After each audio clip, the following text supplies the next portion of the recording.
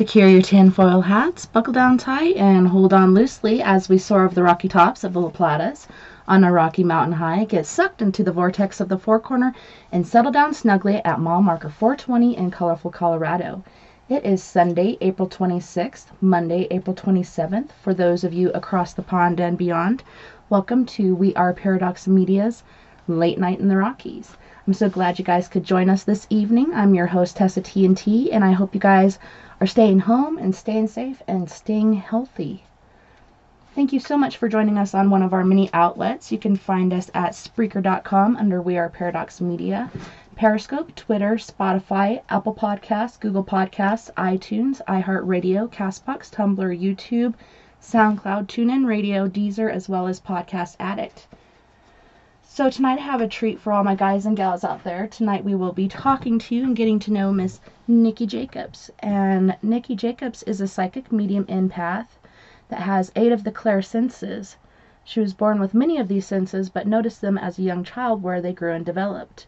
Nikki has done astral travel, telepathic communication with like-minded individuals and beings, has experienced and battled negative and evil spirits and beings, including negative and dangerous telepathics and detrimental astral traveling psychics. Nikki has seen orbs, spirits, apparition, and has received predictions and downloads on various subjects. She helps spirits if possible and is a member of the UFOI team, where they go on sky watches when able. Nikki has experienced a great deal of paranormal throughout her lifetime. Nikki has a strong belief in a higher power of source energy and in sensitive forces and energy. She is regularly learning new positive things and believes in changing one's life when necessary. Nikki is continuously learning about her new and ever-growing and changing senses, how they and her energy sources ebb, flow, fluctuate, and grow. Hey, Nikki, welcome to the show. Thanks so much for coming and hanging out. Hi. Thank you for having me on. I appreciate it. So how you things... be? Oh, I'm doing good. I stayed up way Awesome. too late last night. Same here. So Did you get any sleep? Yeah, I got some. Awesome. Yeah, that's about me.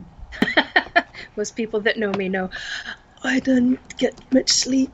Yeah, and it's crazy with how everything's been going that everybody's sleep schedules seem to be messed up. Yeah, that's an understatement. Very much so. What would you like to hit me up on?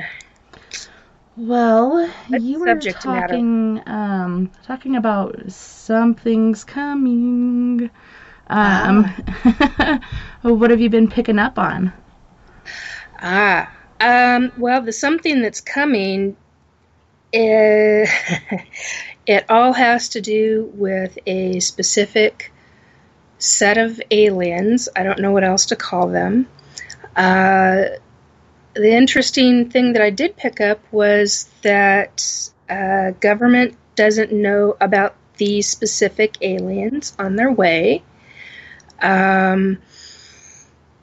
So, yeah, it's kind of a hot-button topic.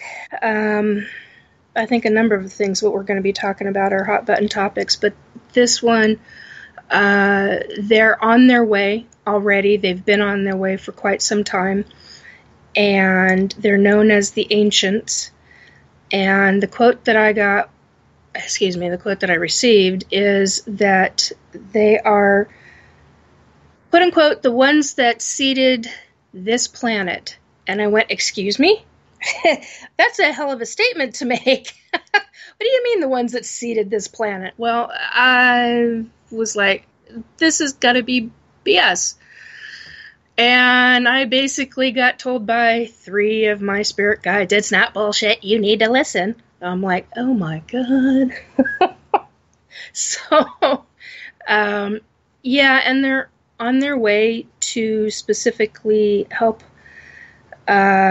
what's going to be happening to this planet in the, not exactly sure. I keep saying 2 to 5 years from last year.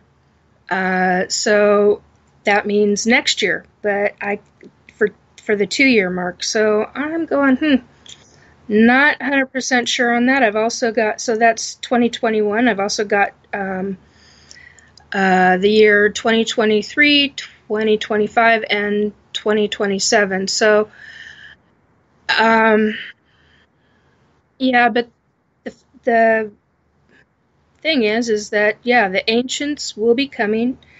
The governments of this planet do not know, have never met. Based on what I was informed of, they've never met this specific race of aliens. But I also have a tendency to believe, based on what I psychically felt, that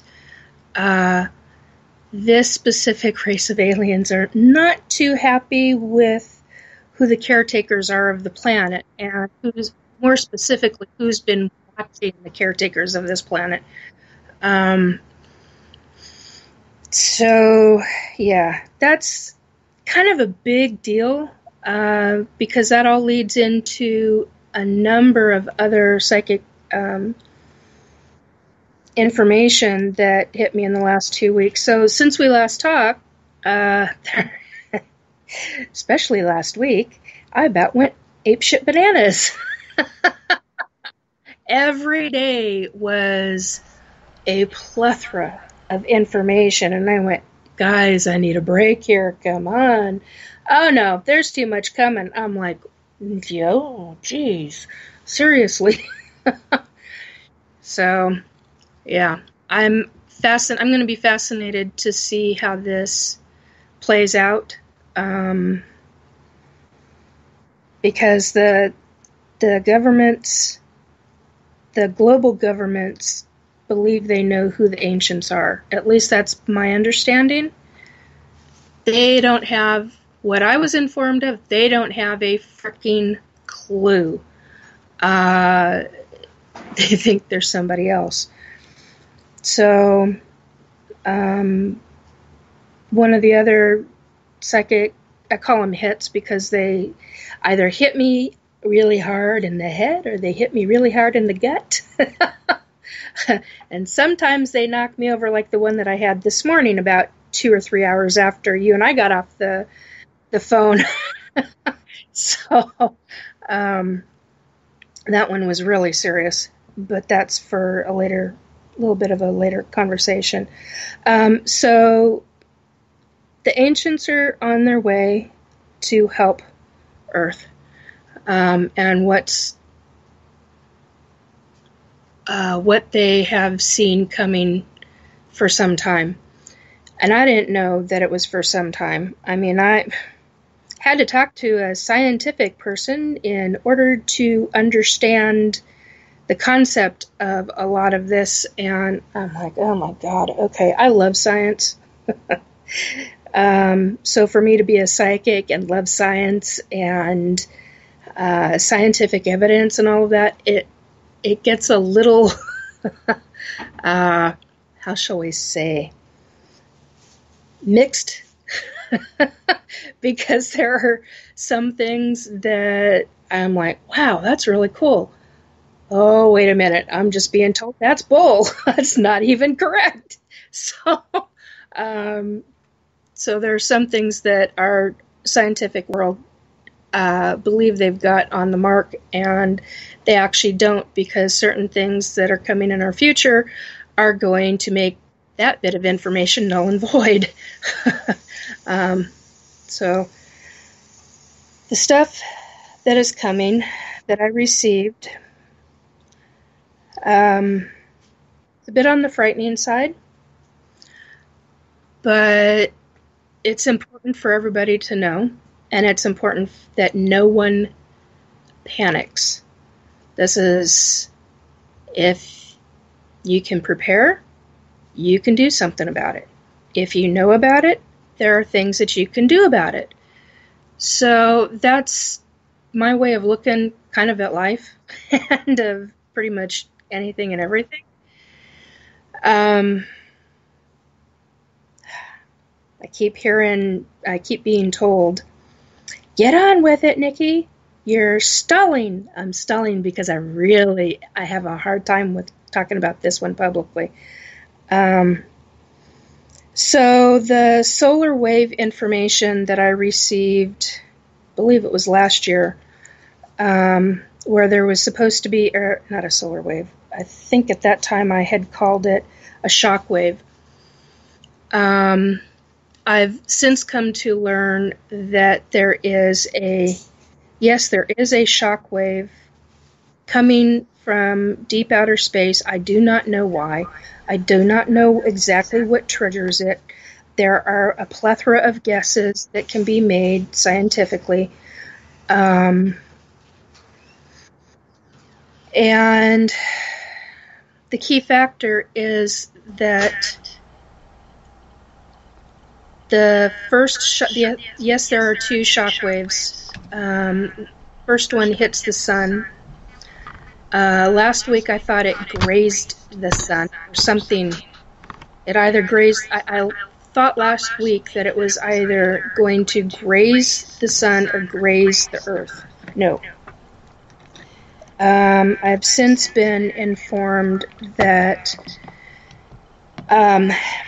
it will hit the sun, and the sun in turn produces some kind of a solar wave. I don't quite understand all of that, but that's what I've been given. The scientific community would know exactly what the hell I'm talking about, because they know all the fine minutia details.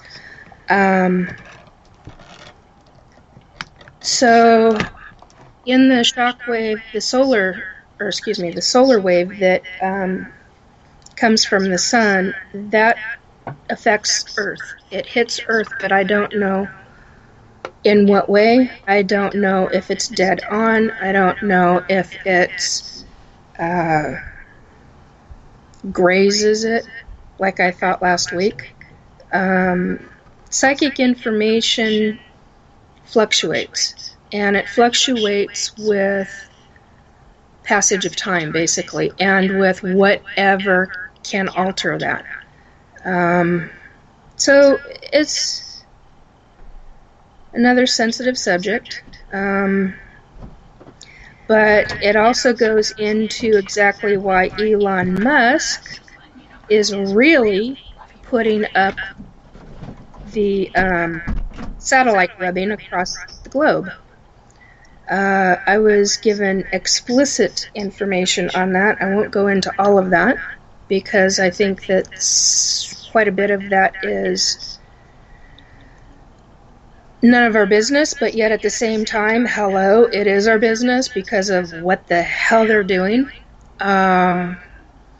What really pisses me off is why they're doing it and why they're not telling the population, global population. Based on what I understand and what information I've been receiving, psychically receiving, not only have I been receiving this information, I want to state where it's coming from. It's coming from not only my spirit guides, but a number of spirits on the other side, which for them, it's a bit of a no-no.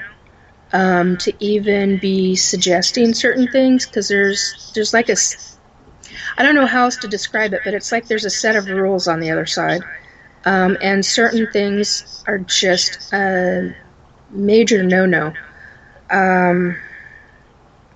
Do not do list, or you get your ass in trouble big time. And how, I have no idea. Those are things I don't want to know.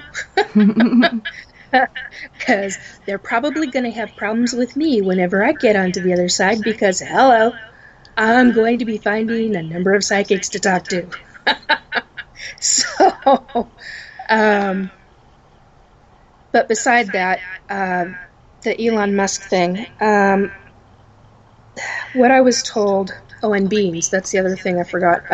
There are a number of beings that have contacted me, and I'm going to label them as beings because I don't know what the hell else to call them. That's also for another woo topic of discussion. But the Elon Musk, back to that, basically how I understand it is, not only is this satellite webbing supposed to go up, supposedly it's to protect us from incoming aliens, and I'm wondering, now this is not, this part is not psychic, this is, I'm going to clarify this is me wondering. Because of the information I've got, I'm like, okay, so that leads into logical questions. Questions like, what aliens are they so concerned about? Is there a war going on that the global population doesn't know about, or even the UFO conspiracy theorists don't know about, or the governments know about and aren't, expressing to everybody, which, I mean, why would they? They're trying to keep everybody hidden, and I'm like, that's bullshit. That kind of stuff should not be hidden. We should, our population, our global population needs to know what the F is going on when it comes to things and beings in outer space. Personal opinion. I think keeping that kind of stuff quiet is bullshit. Although the mass population, with what's gone on with the current virus situation, on some level I can understand it, because some of the population is, I can't even fathom why people are doing such stupid stuff, but that's their prerogative. They can do whatever they darn well choose to, and I get that, but at the same time, have a frickin' brain. Use it. You were given a brain to use it. So I have all these questions as to why put up a satellite web across the globe. Are you looking at protecting? Are you looking at what else is coming? I mean, I think, my personal opinion, I think governments know about the first shockwave, and I think they're estimating a solar wave that's coming. But I also believe that they're putting it up to keep an eye on the alien races that have been coming into the population, the global population, and those who are being abducted, or contactees, if you prefer. Right now I'm both contactee and abductee, so, I fit into both categories. Not happy about the first one. Yeah. I mean, who the hell would be? Especially if you're doing tests and crap on you. Anyway, so it's fascinating to me. Oh, the other thing with the webbing, the satellite webbing, was someone was being a smartass when they told me, which is probably why I went into utter and complete hysterical laughter over it. They're thinking of the wrong race of alien to protect against. There's one coming, and I don't mean the ancients. This is something different. So this is another bit of information that I received in the last 2 weeks.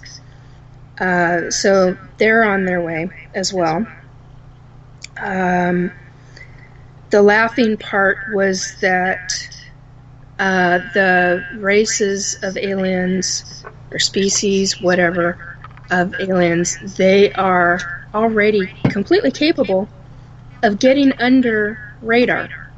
So what kind of technology would Elon Musk and his team of, I'm going to call them inventors, scientists and inventors, which is probably a slam to them. I don't mean it that way. But they are inventing new things, and I think a lot of it is based on alien technology that they've already received. So that said, I was laughing. I was totally and completely laughing over all of this simply because the species, the races that are here now, they go under the freaking radar to begin with. So what the hell do you think you're protecting yourself against? And we've already got alien bases. I finally pinpointed the one from last year when I was on Whidbey Island. Oh, bugger. I'm going to have to go into my notes, because now I can't remember the name of it's not a trench, it's a shelf that's off the Pacific coast in the Salish Salish Sound, Pacific Northwest. Anyway, so, I mean, we've got a lot of alien bases on this globe anyway. They're both underground, they're in the water, in oceans, in gigantic lakes. I mean, what the hell? They're on this planet. They've been here to stay for what I can only classify as eons. So yeah, there's a huge woo factor, all that info. I don't really look at it as something depressing. The concern that I've got, that's the solar wave. A solar wave can take out all electronics, I'm assuming, because of the EMF factor, from what I understand. So when I had mentioned part of this in a group call we were all on last night, one of the members of the call had talked about how, you go that route for needing like ham radios. We're going to have to go into electronics that have tubes. You got to go back a long time. I'm like, okay, that's going to be tough to find. Electronics with tubes. Yeah, everything's digitalized. You're talking old crap. And all this newfangled technology. Fangled. Sorry, that's a grandfather word. My grandfather pops in every once in a while. Ever since he kicked my butt that one night. So I was like, I'm checking on you, girl. I'm like, yes, Grandpa. So that's just the beginning of some of the information I've received. So yeah, last week was a tough week for me. Tough week psychically. I was like, I've had enough, guys. You're gonna get me to start eating the wrong kind of foods. Self-soothe. That's not okay. So, yeah, because some of it was just so mind-blowing. And to be quite honest, I could care less. I truly could care less if people believe me or not. I know what I'm psychically receiving. I trust in it. No psychic is perfect, and no psychic is an expert. And we receive information where at one point you can have what you think is quality information that you've received and come to find out it's part of a gigantic picture. And that's also what happened to me last week.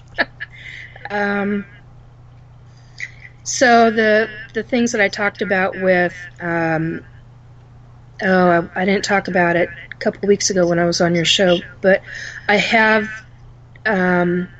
written it up and posted it on my Facebook page publicly. And I'm trying to remember the timeline at this second. So much has gone on psychically. But But it was specifically, it's still on my timeline. You can find it publicly. But I talk about a shock wave that hits not just satellites, but like a space station, some type of space station with astronauts on it. But something else, and I'm assuming it's probably, now this part is an assumption, because what I specifically got at that time was that some type of satellite was knocked out of space in the whatever correct orbit, and it hits and does extreme damage to whatever space item that these astronauts are in, and that becomes a tragedy. And there were other things that went with that information. Now I'm looking at this going, oh my God, is this the solar wave that I just received? Is this information truly the solar wave, or is it something else? Because with that part of the psychic information, I had also received that there was, oh God, somebody who is an author just gave me this phrase, treachery afoot. That is not how I phrase things. Who the treachery afoot? What the hell? Treachery afoot. Oh my God. Anyway, and they're laughing. I can hear them laughing. Oh God. And it's a man. Oh, well, that's interesting. Anyway, Jesus. When spirits get interesting, they get kind of, I'm not sure exactly what the word is, but it gets comical on my end. A lot of times it gets very comical. Anyway, Miss Babblebrook, who's babbled for, 30 minutes? Oh my God, she did it again.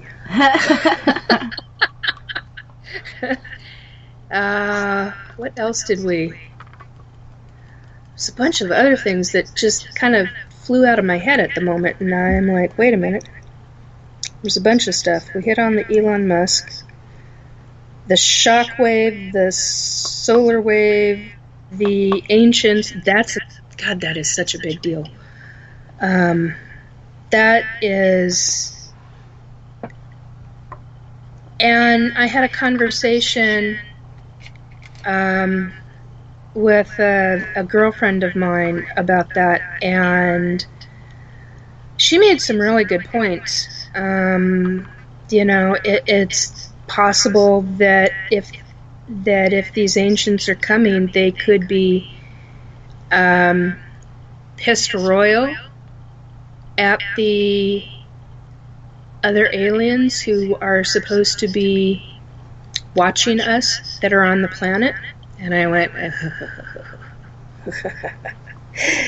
that's a hell of a thought process. What kind of, I was just going to say angst, what kind of problems could that possibly create, And I mean, they're valid questions. I mean, the public has never been truly told.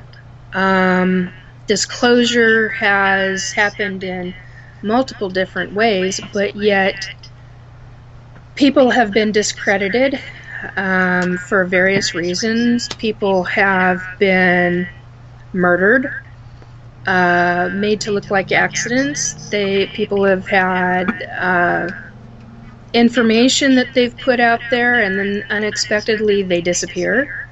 And years later you hear that they're dead. There have been things where I had a friend in government who told me, yeah, you got to be careful because certain 3-letter agencies, they're very well known for certain methods of killing people off. And I'm like, oh, here we go. Here we go. Do we really want to hear about that? Well, crap, I'm going to hear about it because he's going on. So, and now he's on the other side, so I hear about it frequently.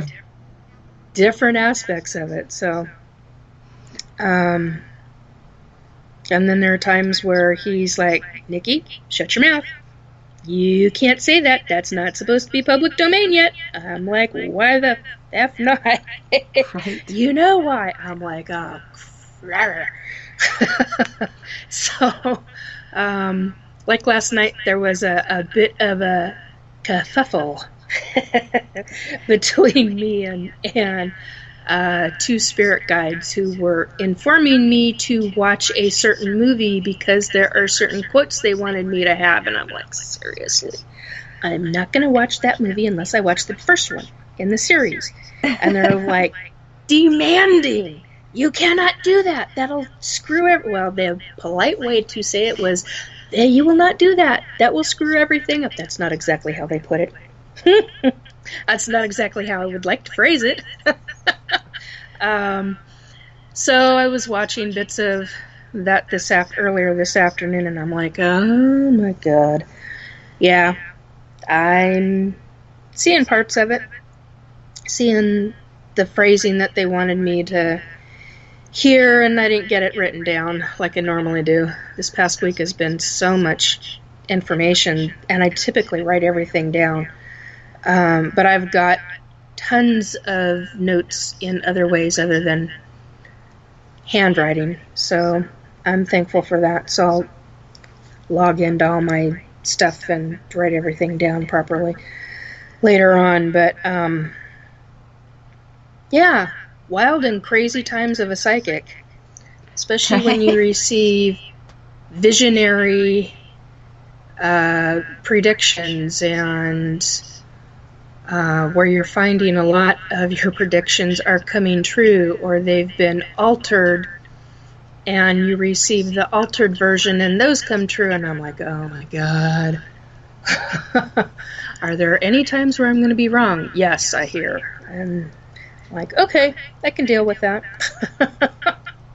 So Jason in the chat room was saying he's lost. He's wondering what's up with the ancients. I don't think he caught the first part of the show. The ancients are, I don't know their race. I don't know what their race is called. The ancients is how it was stated to me. So that's what I'm calling them, the ancients. They are the ones who, quote unquote, seeded this planet, quote unquote, seeded this earth. Was another quote.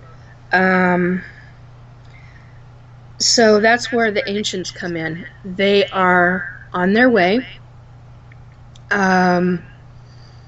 They're not happy about, I do know that they're not happy about different things going on this planet. I do know that they are specifically coming to help this planet in a very specific way, and that the global governments do not know these are the original ancients. The global governments believe they have been talking to an ancient race of aliens, and I started laughing over that one too, because I'm like, honey, you haven't even met the original ancients, the ones who seeded the planet. So, and they're extremely strong, extremely old.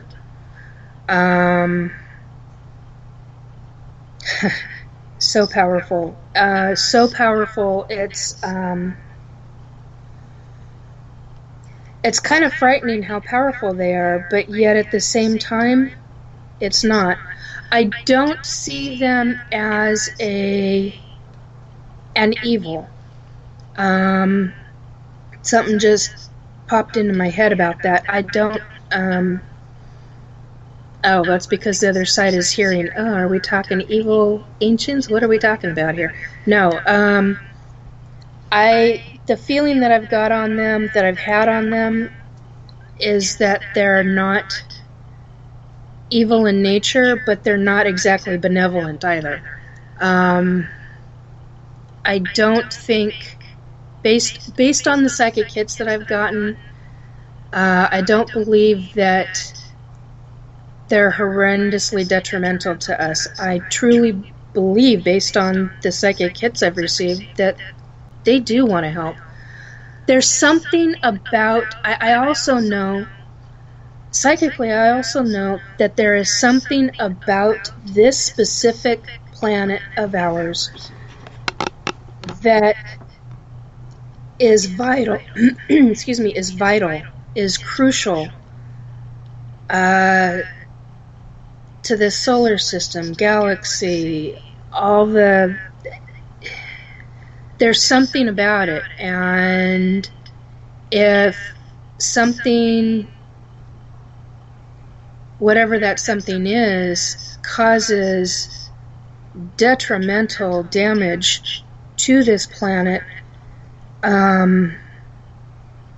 it's a concern for the, as our Keith Andrew calls them, the consortium. I've heard others call the mass population, oh, now I just lost the word, damn. The mass population of multiple races of aliens. There's a specific, there's three terms that I've heard those folks called, those group of folks, where they've all come together kind of like a collective and said, hey, we are putting order into all these races. I do know and have known from the time I've been a small child, only I didn't understand it, and I didn't understand it as a child, but I also didn't fully grasp the concept until I was a teenager, and I didn't fully understand it until I was in my 30s. And I kept it real close to the vest, because that stuff where, as you're going through life and raising a family and working with friends and just basically going through life, there's certain things that I learned early on not to talk about. And my grandmother, one of the things my grandmother insisted upon was, we don't talk about those things, Nicole. She was the only one that could get away with calling me Nicole. Well, my dad tried, and I'm like, no, you call me Nikki. Nope. That didn't go over well with my dad. since he's the one who named me. So, yeah, it just, whatever this global consortium is, and I'm only using that specific term because that's the one that just keeps popping into my head at the moment. There's something about this planet that is crucial to something to them, and I don't know what that something is, but I keep hearing vital and crucial to, and I'm never told the actual next word, but the image that I get is an image of a mass group of races of aliens. And I'm like, oh my God, am I really getting into this? This is not what I thought I was signing up for, that I can remember. I honestly thought I was going to be helping missing people. Helping families of missing people. And that's not panned out anymore, mostly because I'm getting all this other psychic information. I've had murder victims come to me saying, please help my family get closure. I've had and then you've got the issue of local police departments where they don't look upon psychics very well. Which on one hand, it's understandable because you do have a lot of quacks out there. But it makes it tough for those of us who do have quality information. So I've learned a lot about that in this past year. It's been very disheartening. Very, very disheartening. Especially when you have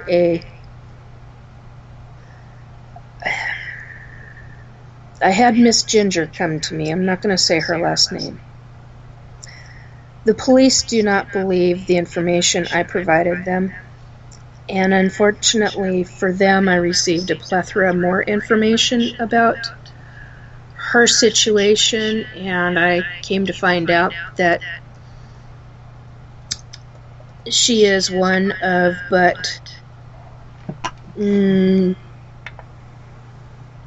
about a couple hundred of victims, because the person that did her murder is a serial, and they don't want to hear any of it.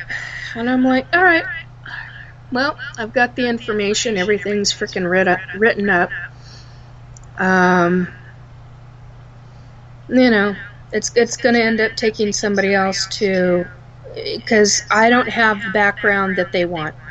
Basically is what it boils down to. Unless you're already working with a government agency or are a known psychic, world-renowned, they don't want to fucking deal with you. Excuse the language. It's one of my major pet peeves. It just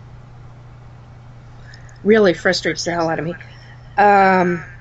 So, yeah, I mean, I've got make and model of vehicles. I've got a plethora of information.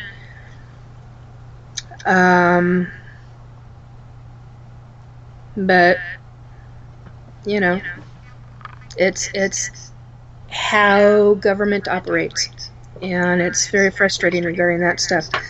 But regarding all the other psychic information, God, so much.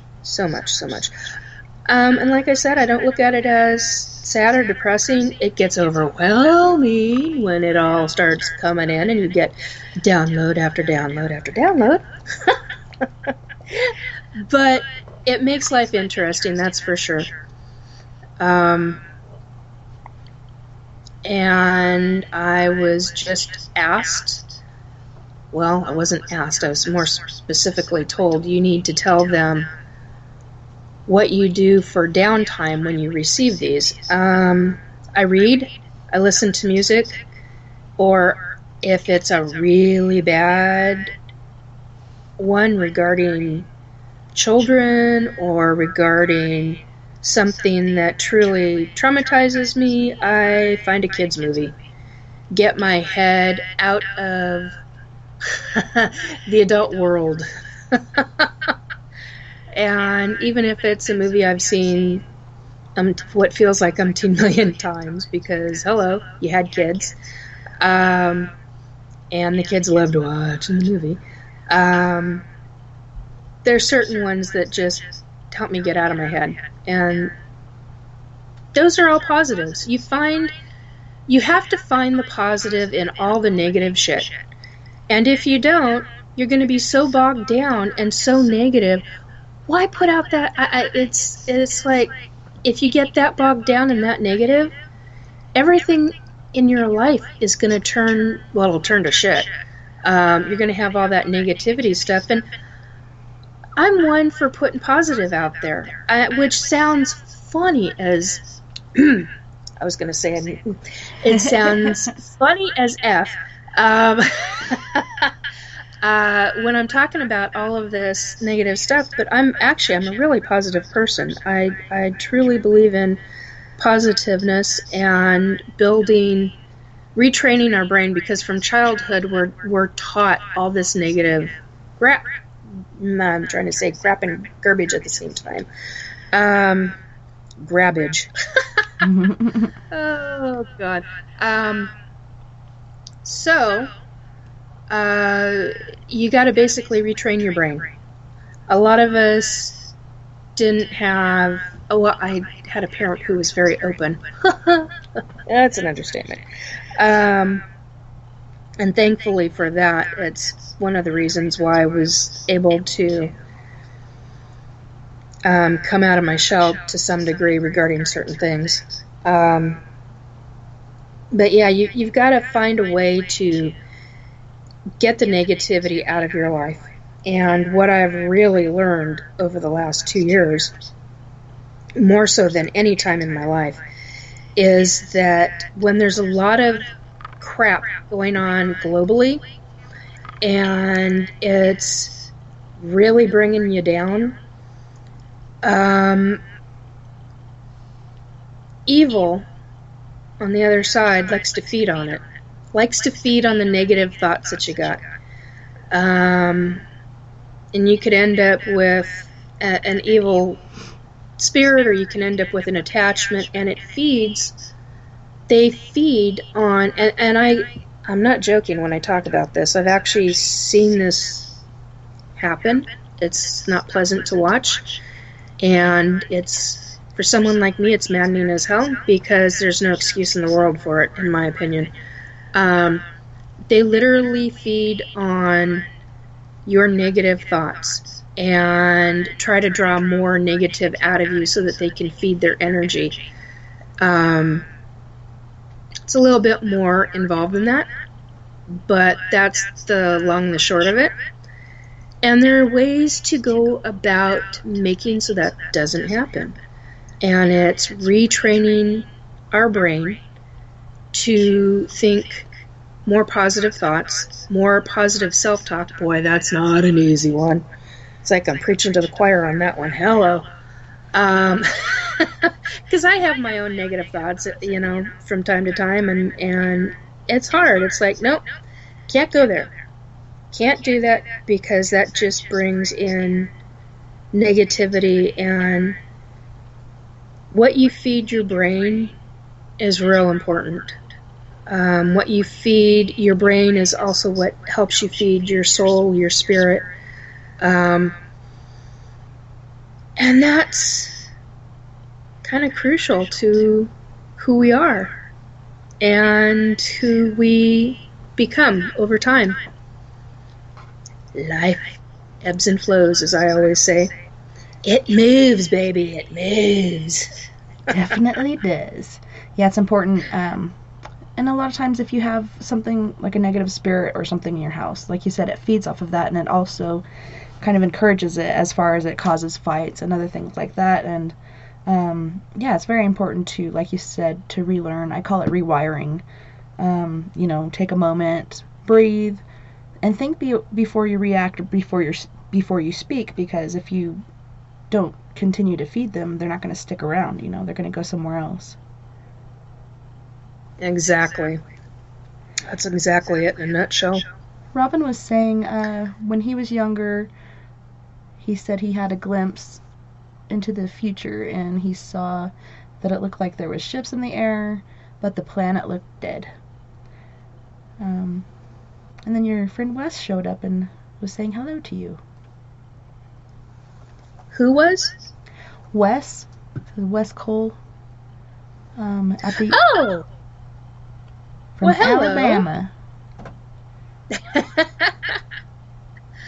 Hello.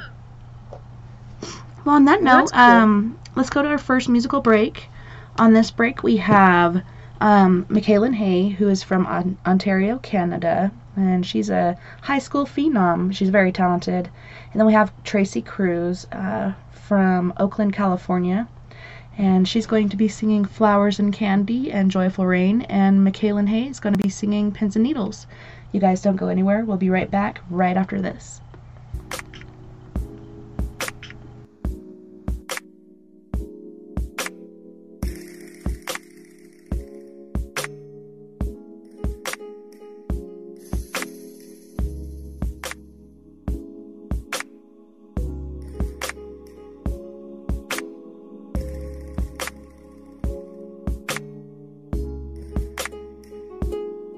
When I met you, my life changed. Your love rained all over me. It was blissful, so special, essential. Life poetry, true beauty. We created, we made it. Reality, pure affection with expression. A connection was meant to be. You make me feel so good inside, like therapy for my mind. You make me feel so good inside. It was like flowers and candy, understanding how you're standing really must be love. I'm talking true, I'm talking real, and I felt it in my heart. It was like flowers and candy, understanding how you're standing really must be love. I'm talking true, I'm talking real, and I felt it in my heart and soul. You make me feel so good inside. You make me feel so good inside.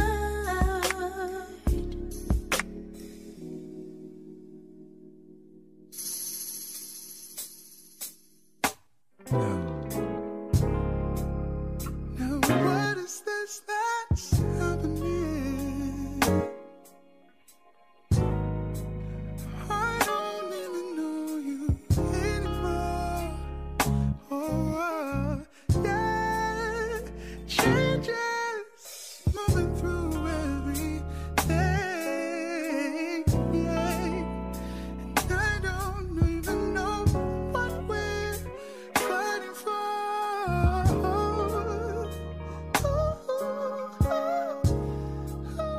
Our bright days turn to sleepless nights.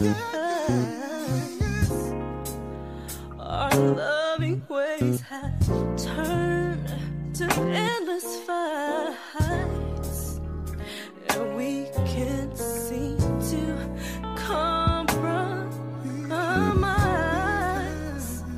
We try so hard to make things right. Yesterday,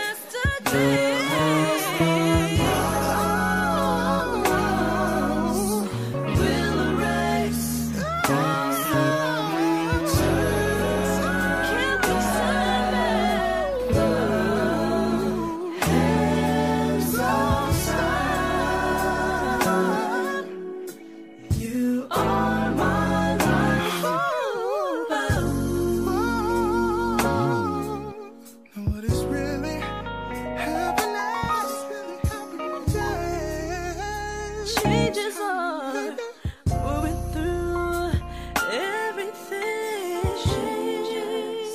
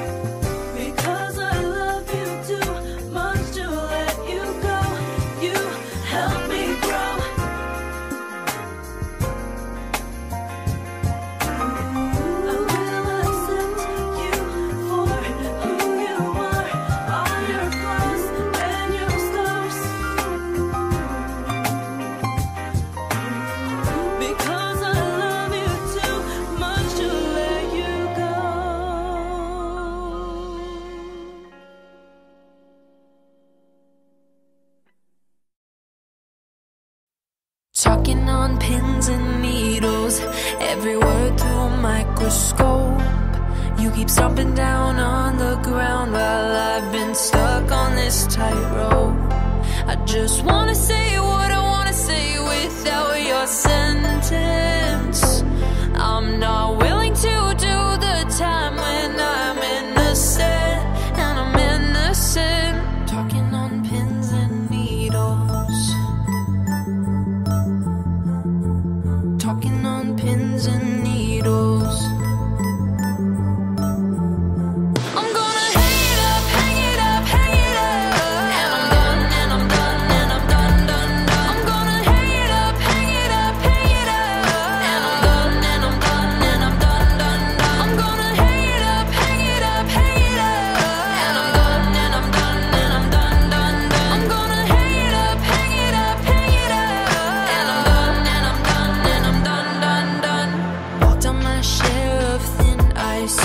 Your blowtorch at my feet.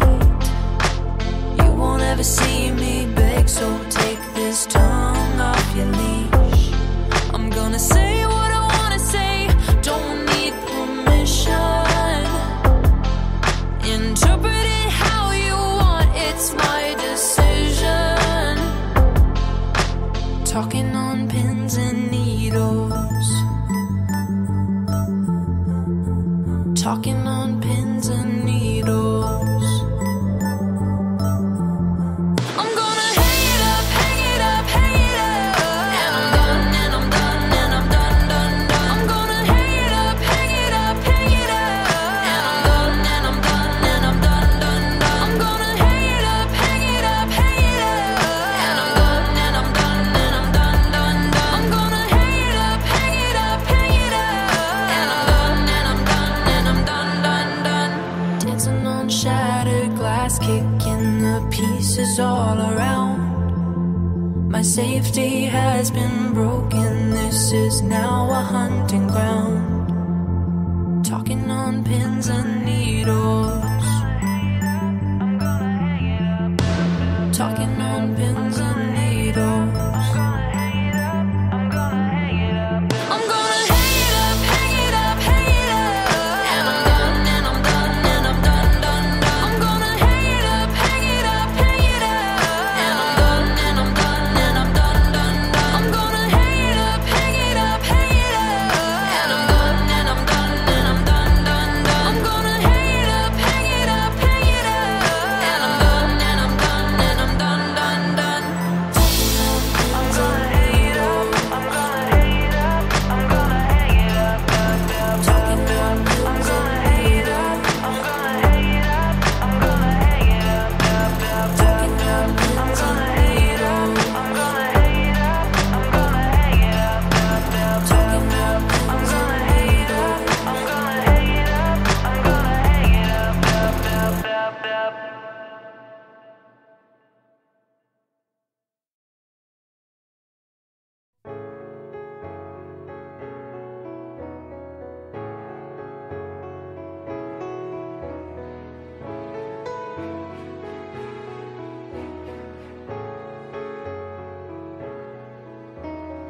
Your love flows through me like water from the rain. It flows right through me. You've cleansed my soul and washed away all the pain. You wash every part. Your love lives higher than all of the stars in the sky. So high.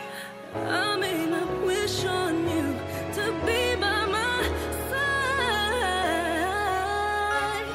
You loving me, I feel like flying. You loving me, I feel like crying. Tears of joy fall from the sky to me.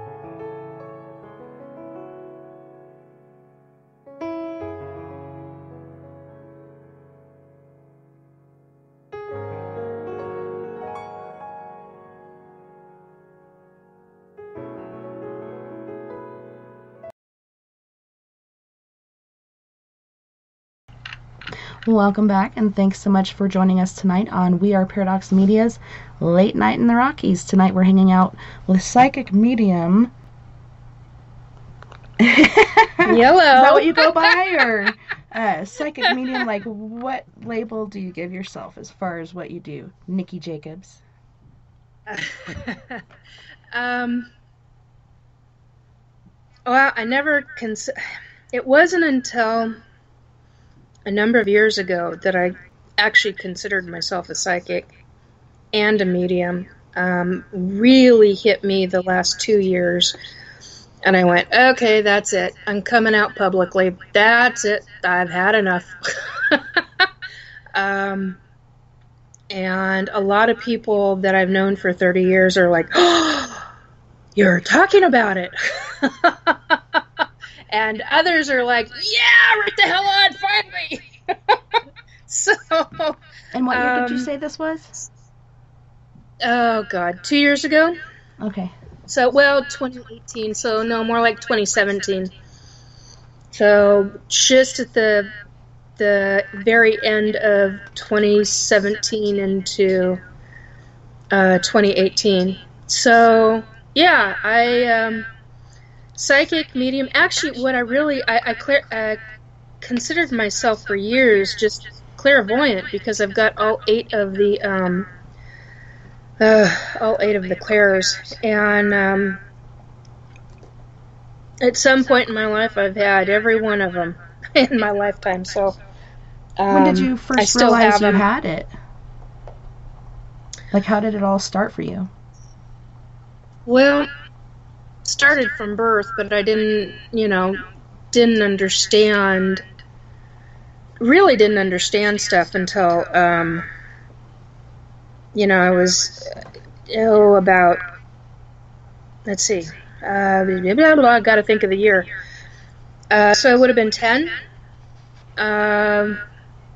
Yeah. Oh, no, I was 9. I take it back. I was 9 because we went to my mom and I and my mom's best friend at the time, who lived in New York. We went on a 13-state jaunt to take her back home to New York. And when we traveled through, I was fine until when we traveled through Philadelphia. Oh, no, I take it back. Oh, I can't even remember. What state's got Gettysburg? That's Tennessee, isn't it? I'm sorry, say that again? Pennsylvania. Can't remember it this second. Wherever Gettysburg is when I started Peppermint Cane Jacobs. Mooney, I'm reading it.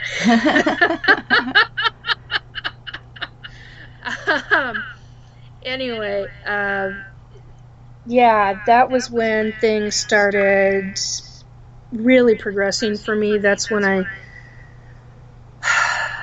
didn't like being at Gettysburg. It really did me in as a kid. I didn't understand why.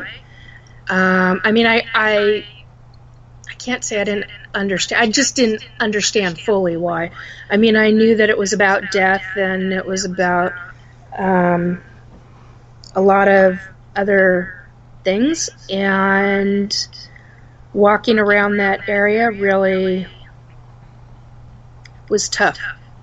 There were things I saw, people I saw from that time period that I did not understand. I remember being around, God, I'm trying to remember where the hell we were driving. Yeah, thank you. I appreciate that. We were driving towards the area where the Liberty Bell is at. And in driving in that area, I did not understand why I could see people in what to me were period costumes. They looked as real as you or anybody else who's living. to me, and I didn't understand why I was seeing them in period costume, or why I was seeing carriages or various other forms of life from that time period. It made no sense to me, and I remember being in the back seat going, "Mom, why is there a woman dressed in," and I described her, and she goes, "Nikki, there's nobody on this sidewalk. What are you talking about?" And I went, "But that, I see that woman, and she's with another woman, and there's a guy walking behind them," and I started describing this whole scene, and I remember my mom looking back at me in the rearview mirror, and then and I could see her eyes looking over at our friend who was in the passenger seat, and the two of them gave each other the kind of look where I knew I needed to shut my mouth. And it went right back into what my grandmother had told me from really early on: "Nicole, there are things we don't talk about." And so when my grandmother became blind, I don't remember exactly what year that was, but I think I was 8. And she was living in a multi-story, and I don't remember. Stop me if I have told this story before, because I honestly cannot remember. I don't tell it very often, but I honestly don't remember if I talked about it on the show last time. And at the time, my grandmother was blind, and she was living on the, 6th story, 4th, 5th, or 6th story of this building, and her window faced out onto a very steep hill, very well-known hill in downtown Seattle. And I remember seeing a guy, what I considered flying, in the window, and it made me, I didn't understand it. And I described it to my grandmother, and she said, that was when I remember her actually telling me.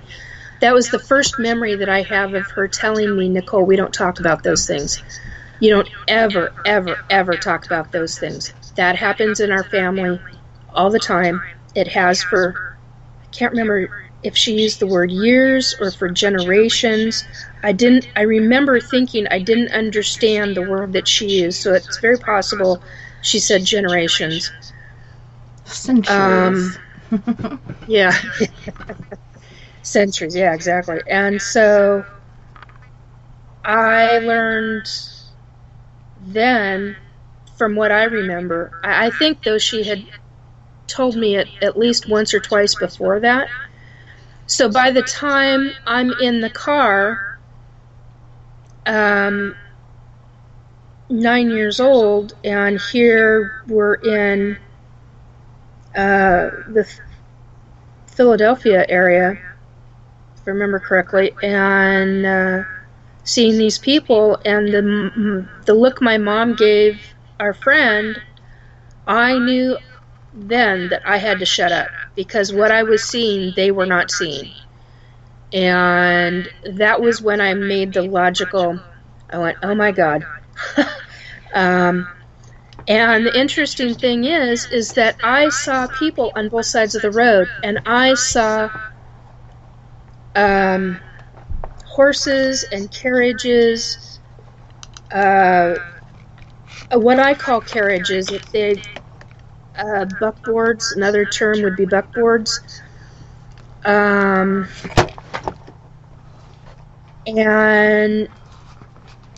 at the same time, in one area, much earlier on, were the Amish, who were located, we had already passed through that area. And so to me, it was nothing for me to talk about, a horse and buggy. And so that's just what I thought. I thought, well, why are they in costume, Mom? Why are the women dressed like this? And she asked me, well, what are the men dressed like? And because I said that the man behind these two women, oh my, excuse me, pardon me, and when I described the man, it just, that was when the look hit, and I was like, no, I need to shut up. And the next thing I see on the other side of the road is horse-drawn carriage coming straight at it. Well, not straight at us, but on the other side of the road. And that freaked me out. And I remember turning around in my seat, watching it go by on my left, turning around in my seat, and it just disappearing. And she's like, what's wrong, Nikki? And I'm like, it just disappeared. How come it just disappeared, Mom? And I don't remember, I honestly do not remember what her answer was at this moment in time, but yeah, it just, that was when I knew. That was when I really knew. You know, but I was as a baby, or a toddler, I should say, I did not understand why I could feel people's feelings. That made no sense to me whatsoever. Not a clue as to what that meant. And as a 3-year-old, that was very confusing as well. It was really confusing as a 3-year-old. Because at that point is when I started being taken. So, or at least that's what I remember. And I stopped seeing full body, I don't call them apparitions, other people call them apparitions, but full-bodied people. I stopped seeing them right around 6 or 7 on a regular basis. And so for me, what I've since realized is that the stuff that happened in Philadelphia and New York, oh God, my hands on Liberty Island, jeez, that freaked me out too. Or try going up in the, oh, for God's sake. I cannot think of the name of the building. Oh my God, it's been in so many flippin' movies. I can't think of the name of the whatchamacallit tower. Oh, for pity's sake. It was there and now it's gone. Oh, good grief. Anyway, famous building in New York State. Empire. Thank you. That was Sorry. That was not me. That was I'm given trying to to me. think. I didn't get a lot of sleep, Yeah, so my brain's kind of not working right now. Empire State Building. Empire State Building. Try going up in that being a psychic kid and you touch the wall of an elevator or of an old elevator and holy, as you like to say, shnikes. Holy shnikes. Holy shnikes. Yeah, it was intense and with the amount of people that were going up, it was like a head rush. It was like a major head rush, and I remember walking out onto what I call the platform. It's not the platform, but the top, the viewing area. I remember getting up there, and it wasn't from the elevation. I remember Mom was saying, Nikki, are you okay? You look like you're dizzy. Well, and I remember our friend saying, oh, it must be the elevation. No. I I was fine going up and down in elevators. I'd been doing it since I was, toddler.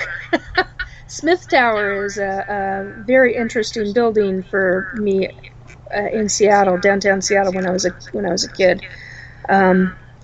That's a fun one to have.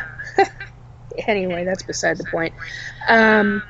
So yeah, being a psychic kid, I had so many images of people in period costume getting on and off off and on those elevators that you get to the top, and I remember feeling an absolute head rush, and an overwhelming sense of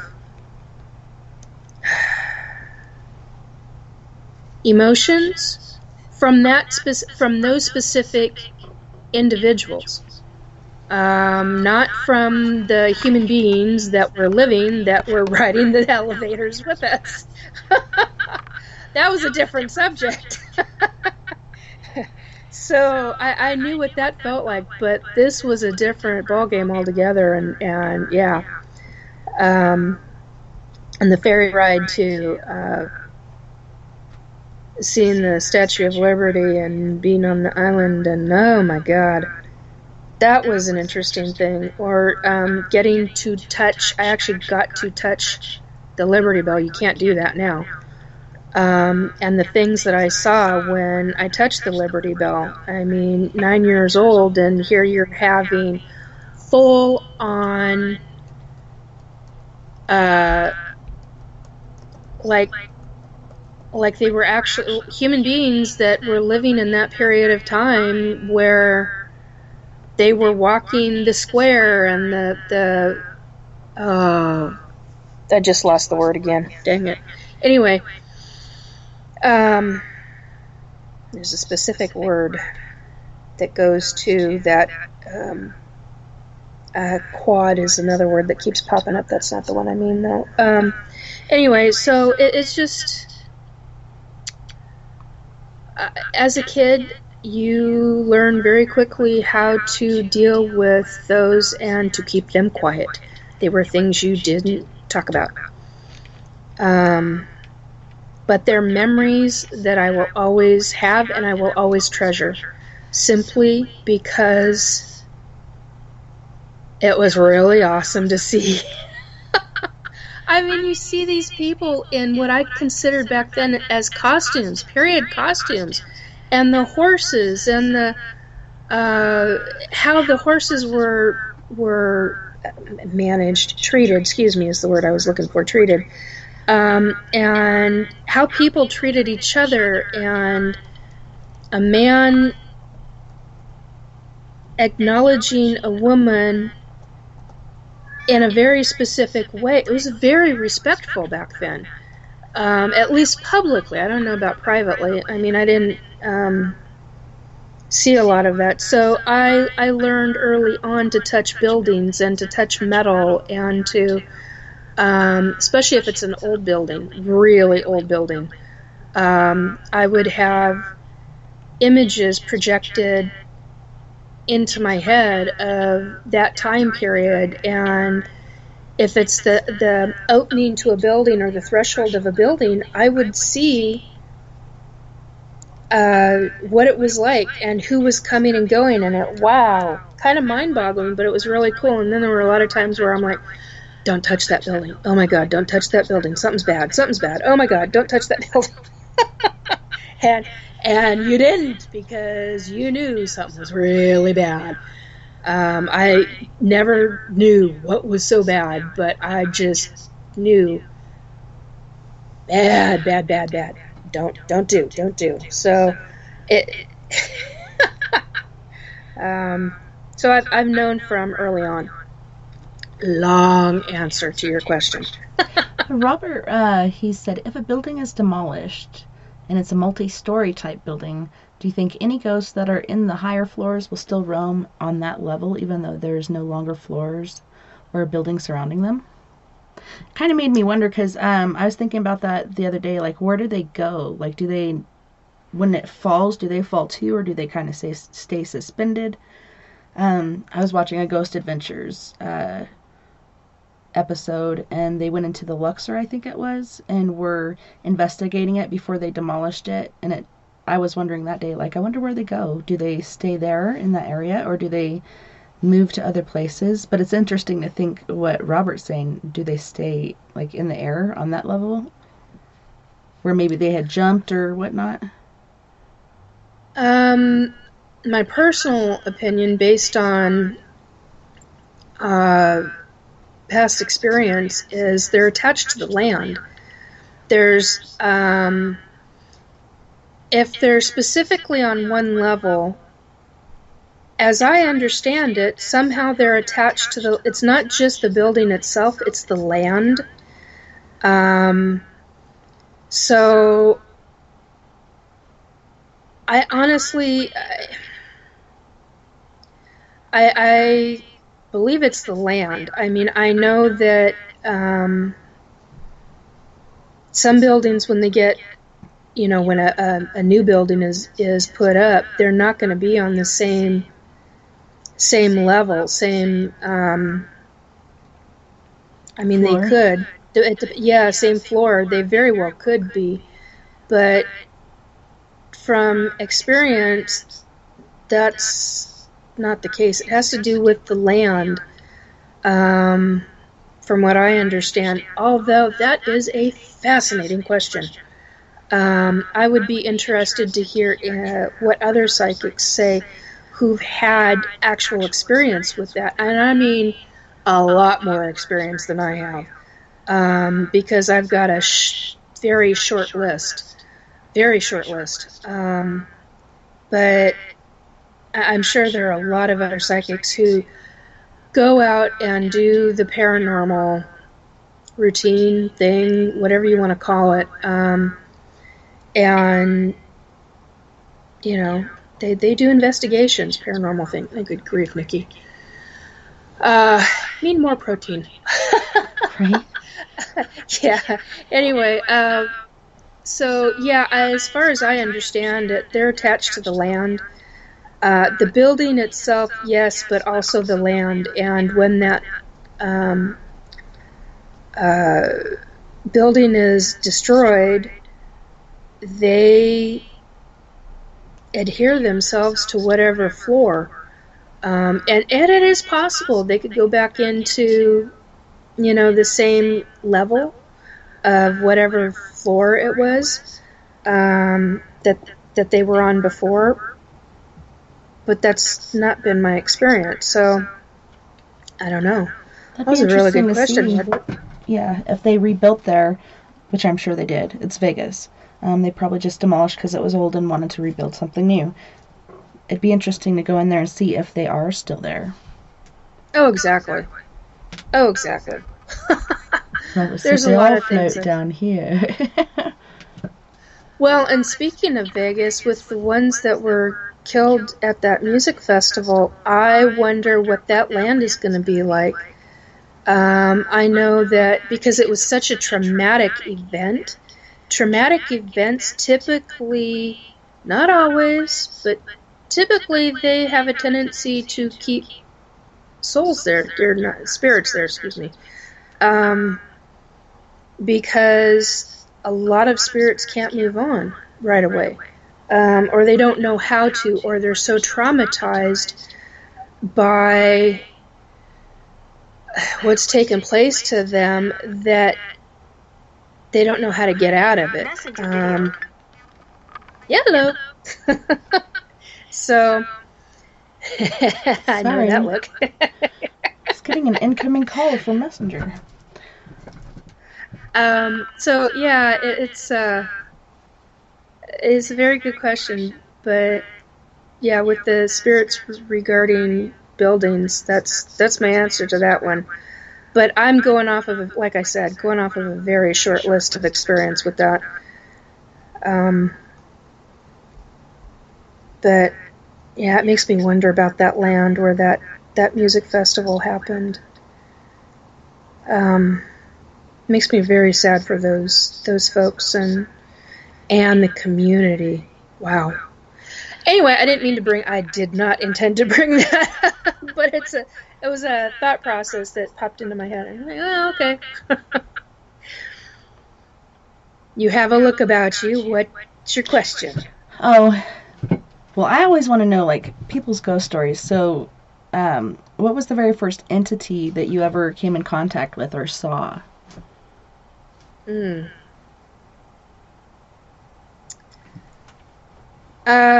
That I actually remember. That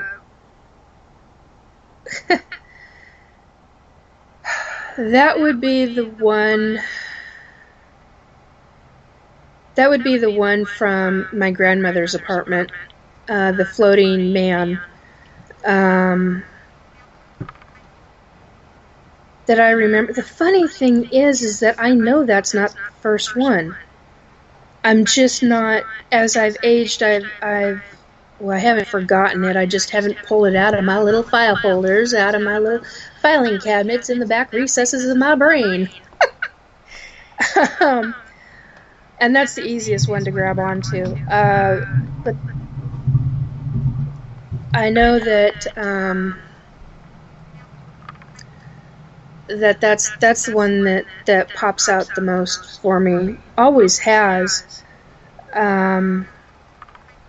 Just made it really interesting. A floating man. Grandma, what's that floating man? What are you talking about, Nicole? Like, okay. So that's the first one that I actually really remember. The next one, I had a woman. My mom had bought a house in the Loyal Heights area of Seattle, and it was across from a very large playfield. And the reason it was being sold, according to what I had been told and what I found out later to be very true as a child, was that the couple that had sold it became a single, and they were the couple that had originally bought it. They were newlyweds. They had planned to spend the rest of their lives in that house, and the woman, they wanted children. The woman wanted a lot of kids. And she went out. It was 2 weeks after they had been married, and she went out to go do some grocery shopping. And this was, trying to think, this was in the early to mid 70s. And so she goes out to go shopping, and she was hit head on and killed instantly. And back then they didn't wear seatbelts.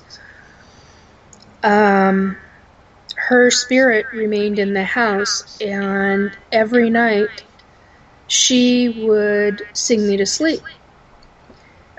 She would come and sit on the edge of my bed, and she would sing me to sleep. And she was like, kind of like a bodyguard for me. I don't know how else to explain that. She kept a lot of other beings at bay, other entities, other spirits at bay, other than my family. Speaking of family and beings, I've got a Max cat who is responding to a spirit who's standing over by my sliding glass door. He's like, what are you doing here? What's going on basically. There? My cat is very intuitive. Old cat, but very intuitive. Oh my gosh. I could tell stories about that cat. Anyway, very unusual. He's a very unusual cat. Anyway, so yeah, she used to sing me to sleep every night, and I used to hear her in the basement of the house, literally rocking in a chair that squeaked twice. I was going to say once, and I'm like, nope, because when she went down on the front of it, it had a specific squeak, and when she leaned back, it had a specific squeak, and each squeak was very different. And so she would be in the rocking chair just humming and singing along and sounding content as could be. And then when my grandmother, after a number of years, came to live with us, my grandmother used to tell my mom, Joycey, there are spooks in the house. There are spooks in the house. And I'm like, Grandma, I know that.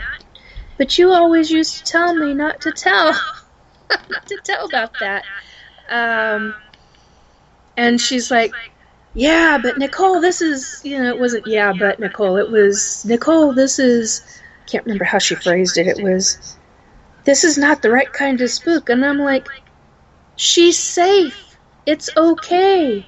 And I used to try to describe her to my grandmother, and my grandmother used to cut me off in the description, and then my grandmother would finish the description in detail.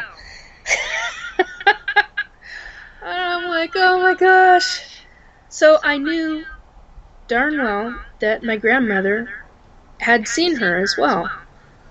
And at the time, my grandmother was having some medical issues, and I think those came into play as well with her mentality regarding the wrong, quote unquote, the wrong kind of spooks in the house. And I'm like, Grandma, she's okay. You know she's okay. You've met her. You've talked to her. Now, Nicole. Then we'd go, now, Nicole, we're not to talk about those things. But you just said, like, oh, Grandma. So, that was when I learned aging sucked. Learned young on that one. Because I saw the slow decline of my grandmother, and that was really, really tough. But it played into a number of factors for my learning later in my life with my mom, as my mom is now. So, yeah. So, it's been throughout my life. I lived later on in my life, it kind of came full circle. Later on in my life, I had moved out of Seattle and then moved back to Seattle, and eventually moved to the Crown Hill area of Seattle and lived in a very tiny house. And the second I walked into that house, we were looking at rentals at the time, and I went to walk in, and the owner was with us, and the previous tenant was there, and some of her family. And I kept thinking, God, this is a small house, but it's doable for the two of us. And didn't know I was pregnant at that time. Which is kind of funny and ironic all at the same time. And here I feel this woman's husband, and he's smoking. I can feel him, I can smell him, and I could almost describe him when I walked in. And I remember we looked through the house and we walked back out. We decided that, and I never said word one to anybody about what I saw and felt. We ended up renting the house, stayed there for many, many years, and I basically, when we moved in, I told the spirit that had recently died there. If I remember correctly, he had died in the house. I may be mistaken on that, but that's how I remember it. Oh God, he was into Elvis. Oh my God, he was into Elvis. Who's not? I forgot about that until just this second. And yeah, because anytime I played Elvis, he was like, "Oh, please turn it up, please, please turn it up." It's not how he would phrase it, but that was essentially it. He'd ask me over and over. And so a lot of times the walls would be a-rocking because I'd get requests from him periodically to play certain music. And I'd just put something on, and I'm like, okay, that's a cool song. I can deal with that. And I was raised around so much different kinds of music. That's why I'm so eclectic in my music, because I had each family member who was into something different, and I was raised around all of it, and I found that I loved all of it. So when he would request that I play something, it was typically in a genre that I absolutely loved anyway, no big deal. But when I walked in after we moved in, I told him, I said, I don't care if you're going to be here, but you and I have to make an agreement or I'm going to boot you. And that was the nice way of saying it. I'm not going to say exactly what I said, but that was the nice way of saying it. And basically, I told him, here's the agreement. And, you don't follow me into the bathroom. You don't pester me in the shower or in the bath, because we had a huge clawfoot tub back then. And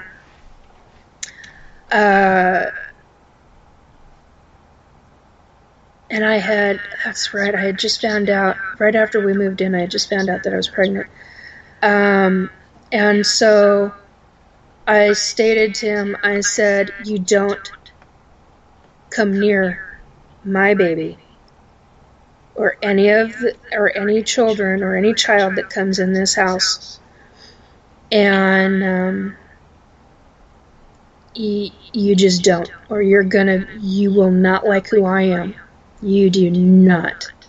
And I made real specifications on that kind of stuff, and he was in agreement. He's like, you don't care if I live here. I'm like, no. If this is where you want to call home, then that's fine. But we have to have an agreement, flat out, or there's going to be issues. And he was like, I'm fine with that. Elvis comment in there from. Anyway, and he was nice about it, and he actually kept other not so nice spirits from entering the home. They were on the property periodically, and I eventually had to put a barrier corner to corner from one end of the property all the way around the property to keep the kids safe, but also to keep out any evil, any other spirits. And most of the time it worked, and there were a few occasions where it didn't, and mostly because those were emergency situations. So yeah, he was a sweet old man. He had a wicked sense of humor, I do have to say that. Wow. Spicy old man. Man. Yeah. So, what else? Let's see. Growing up, after my grandmother had died, I saw my grandmother on a couple of occasions, and a few occasions, on 3 of them. On the last occasion I saw her, she came as a, now this is what I would call an apparition. Some people would call it a form of mist, other people would classify it as something else altogether. I had been missing her terribly. I had really wanted to talk to her, and I was crying, and I was crying really. I was grieving. I was re-grieving again, and it had been years since she had passed. Many, many years since she had passed. And I'm in my room on my mattress, And I say a mattress because I decided that year I didn't want to have a regular bed. I wanted to throw my mattress on the floor, so that's how I did it. Made it easier, more like a couch, so to speak, in my room. So I was on my mattress, and I remember hearing my grandmother's voice saying, "Nicole, it's going to be okay. I'm here. And you need to remember that I'm here." And the next thing I remember, because I had my eyes closed and I was just bawling like a baby. And even through her voice, I was still bawling. And I couldn't, it was at a point where you cry and you can't control the cry anymore, so to speak. You know, you can't stop it. And that's what was taking place. And I ended up looking up and wiping tears out of my eyes. And there she was, just about 2 to 3 feet in front of my doorway, and in my room. And it was a white, you could not see through this. It's not a mist, but you could not see through this. It was dense, but it was solid white. And it went from this billowy, very tall white, it went all the way to the floor, touched the floor actually, and then it formed into my grandmother's figure. And I could feel her, but I also heard her talking to me and telling me that there will be other sections of my life that will be better, and not to worry and not to stress.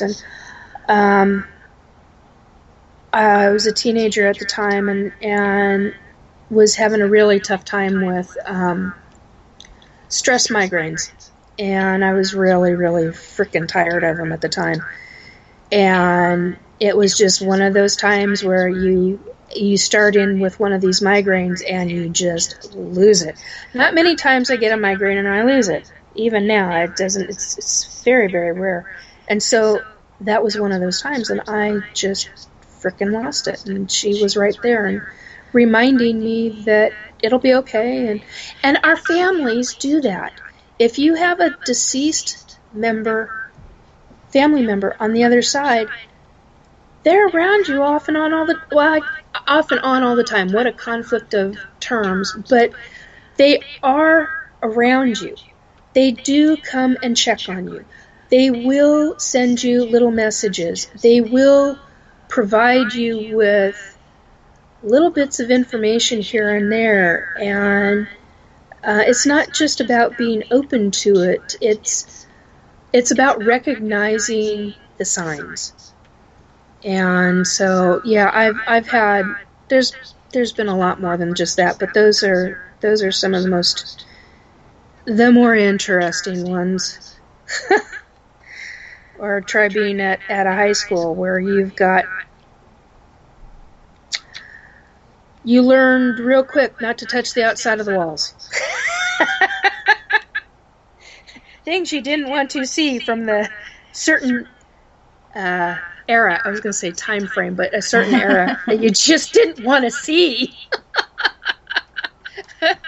So, and things that didn't quite make sense to you until you started talking to a specific teacher who had access to all the old yearbooks. And then things started making sense. I'm like, okay. Now I know who that is. Yeah. Well, on that note, let's go to our second music break. On this break, we have Tracy Cruz with Joyful Rain, Michaelan Hay with Devil You Know, Tracy Cruz with Electricity, and Michaelan Hay with Mirror. You guys don't go anywhere. We'll be right back right after this break. Okay.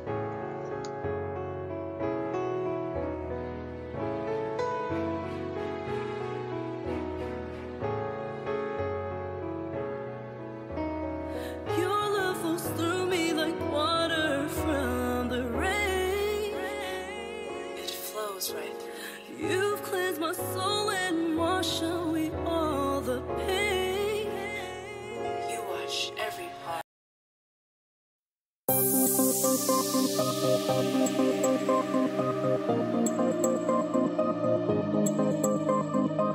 Your troubled heart bleeds like a river. It's rushing towards fields painted greener. It doesn't see the demons behind, praying you're getting close to the line, so they can get their hands on love and trade it off for silver.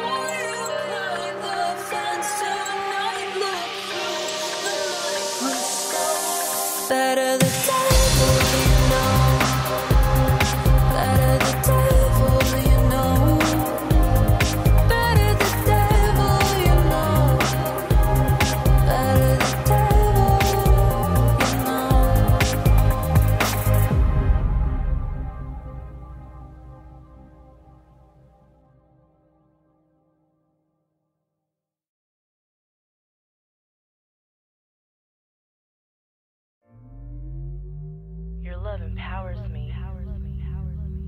It gives me the energy to move beyond my capabilities. There is no limit to what your love can do.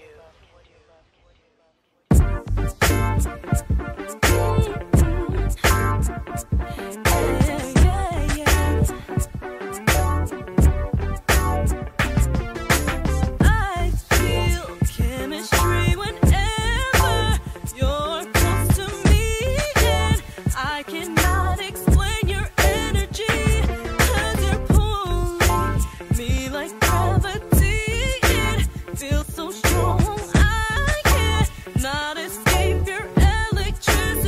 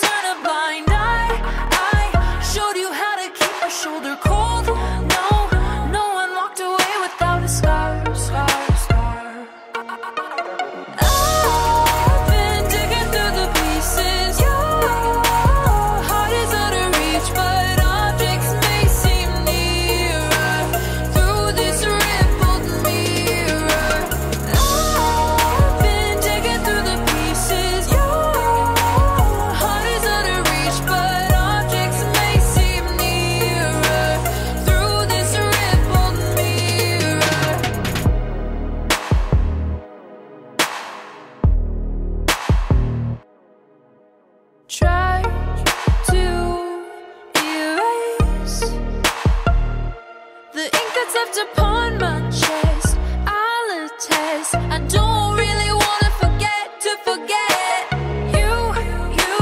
Taught me how to turn a blind eye. I showed you how to keep your shoulder cold.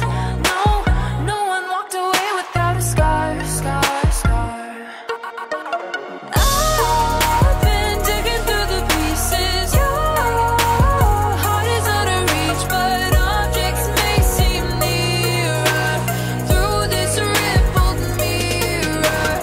I've been digging through the pieces. Your heart is out of reach, but objects may seem nearer through this rippled mirror. You taught me how to turn a blind eye. I showed you how to keep a shoulder cold. No one walked away without a scar.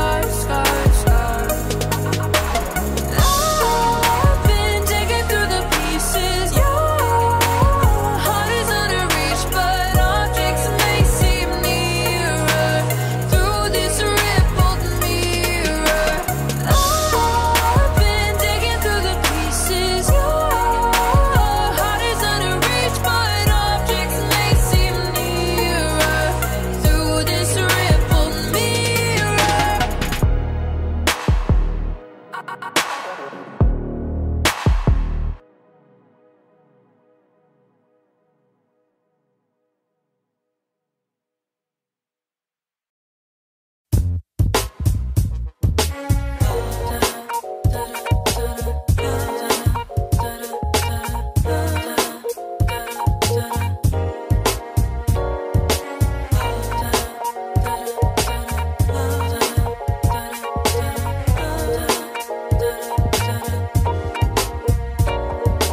Boy, I don't know what to do. My heart is so confused. In the past, it's been put down, it's been shattered, and then I'm left without any clue to know the real truth about what I found. But with you, I found my common ground. Your love makes me emotional, 'cause you're the one that makes me feel emotional. You make me feel that love is real. 'Cause you're the one that makes me feel emotional. Ever since I was young, my mom said makes you strong when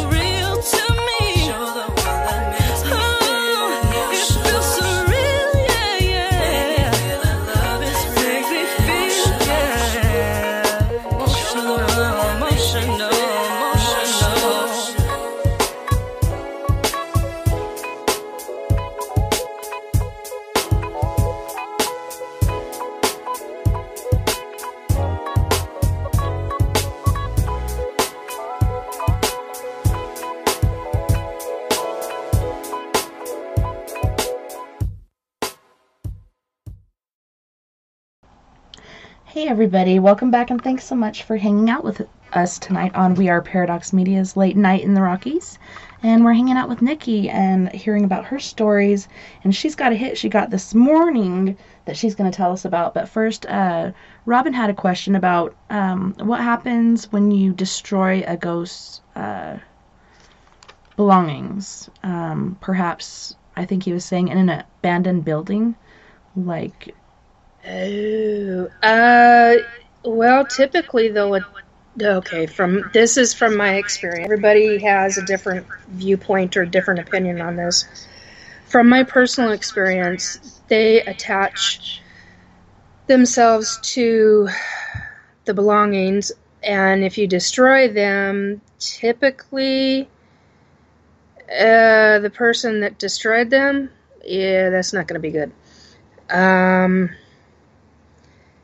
But it's typically about how much energy they've put into a specific favorite item. There's anger and rage that comes with it, so one has to be very careful when destroying something that a spirit really held on to, attached themselves to. They will either attach themselves to the person who destroyed it, or they will, or had it destroyed, or they will also, there's so many different versions of this, because I know people that have experienced different things than I have. So in my own personal experience, though, if an item's destroyed, they find another one of their favorite items, and they basically haunt it. I don't know how else to say that. It's not so much a haunting of the item, it's they attach themselves to it. But it fully depends on how much focused energy they've got. If they end up not knowing what to do with themselves, it's typically taken out in an anger or a rage type of situation, and then you've got a real problem. Real big problem on your hands. A lot of spirits that are that attached to an item,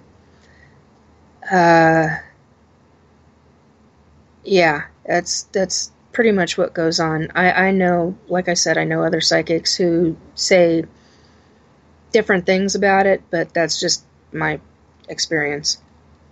Any other questions? So you were telling me about this hit you got, and it was pretty big, and actually you thought you were going to have a heart attack.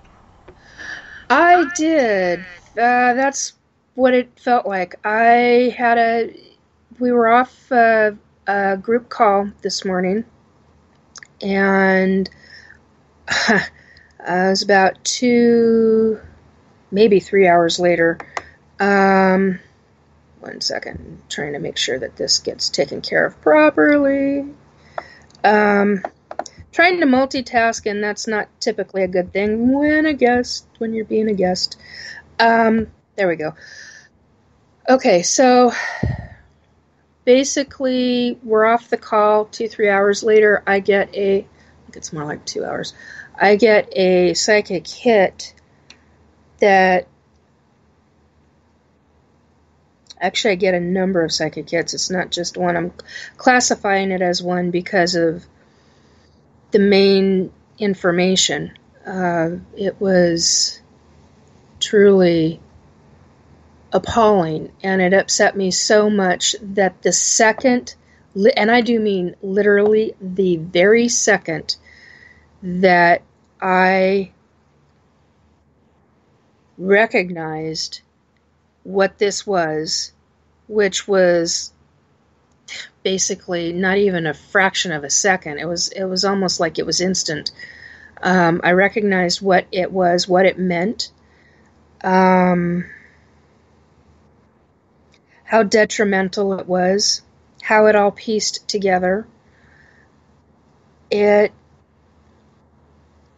It upset me so much, Tessa, that I went into instantaneous crying. Crying and sobbing, the kind that is uncontrollable, the kind that you do where something hits you so hard that you cry like a little kid. I don't know how else to explain it. Like a little kid, like what a 3-year-old, 4-year-old would do. They cannot control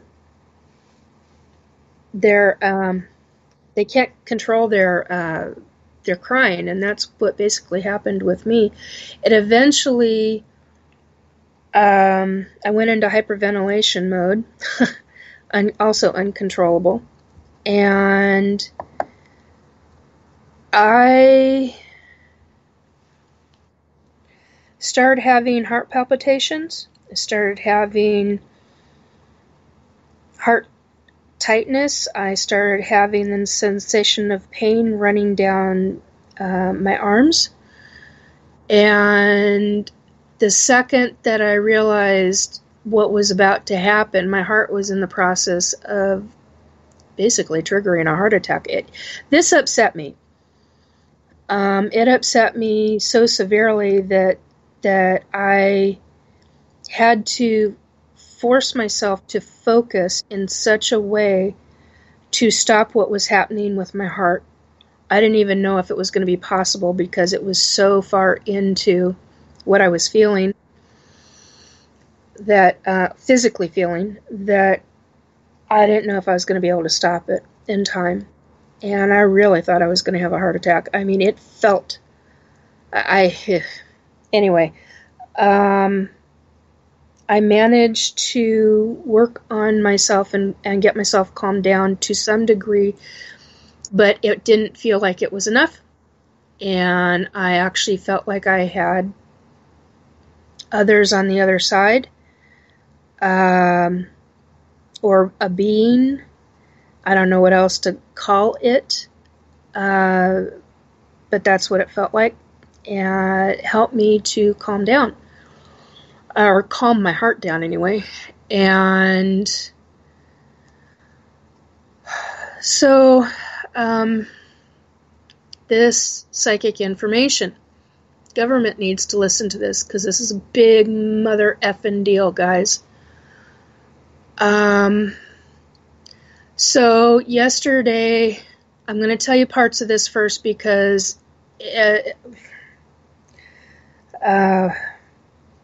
I'm having a hard time talking about this because I do not want this looked upon as I'm the one creating that. This is not, that's not the case. You need to be looking at 2 specific people in a specific government, not of our government. This truly terrifies me. So, I think it was yesterday, 2 days ago, I had a psychic vision where I actually saw California underwater. And I have a friend who said that she's seen that from childhood. Yeah. And I've never seen it before. Hi, Sandra. I've never actually had that vision before. Never received it psychically before. And here I saw California 4 stories underwater. And it was a specific area, and what I specifically saw was a government base underwater, and the next image I saw was a 4-story building. I'm not sure exactly what city it was in. This one was not on a military base, but there were more. The building was more than 4 stories. It was a lot more than 4 stories tall. But 4 stories of it were underwater. The next image I saw was literally of the length of the state of California, and a third. As another, I actually talked to a friend of mine girlfriend of mine who's on the scientific scale, so to speak. I don't know. She's got knowledge, and she had said to her it sounded like about a third of the state of California, and I went, yeah, that's about right. Right up to mountains, but underwater. So it went 4 stories, 3 stories, 2 stories, and I honestly don't remember seeing 1 story underwater. I remember seeing 2, 3, and 4.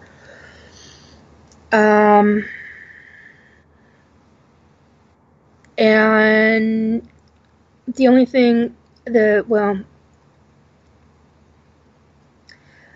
I also received in that specific vision a few days ago that it was from the tsunami was caused specifically from the middle of the Pacific Ocean. Now, when I was questioned and a map, questioned by my scientific friend, and a map was sent to me, not put in, but when a map was sent to me and I was asked to locate about where, and I said, well, it's above the equator and it's above Hawaii, it's north of Hawaii, and I basically located it. Unfortunately, I don't have a printout. My printer isn't working. Otherwise, I'd have a big frickin' printout of this sucker, and there'd be a nice little red pinpoint on the exact location of this sucker. And my friend said, Nikki, do you realize there is absolutely no, where you pinpointed it, there's absolutely no fault line there? And I said, no, I did not know that. I don't keep track of where fault lines are. I used to years ago. I mean, like really long time ago. Well, yeah, and then exactly. And then talking to Christopher, who's very knowledgeable about so many subjects. He is amazing. Yeah, Christopher's pretty awesome with the information he has. Cool, Waylon. Anyway, so it's I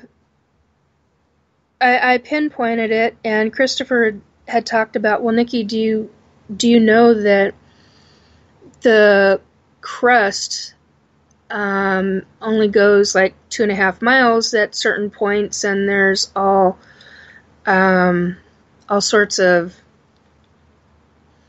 areas that are thicker and areas that are thinner in where you're talking about. And I said, no, actually, I didn't know that. That's not something also I keep track of. Not even something I think of. I mean, it's just not, it's not in my thoughts. And anyway, so that came into play. Well, this morning, sorry, I'm having a hard time.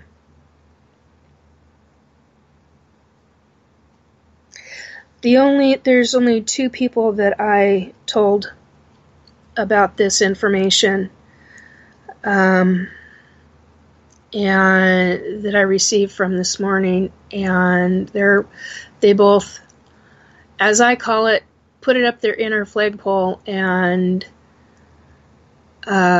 check the other side, basically, to see if it should really be public.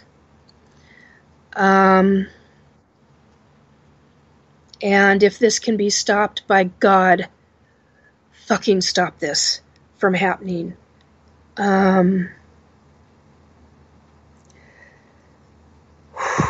Sorry, really upsets me.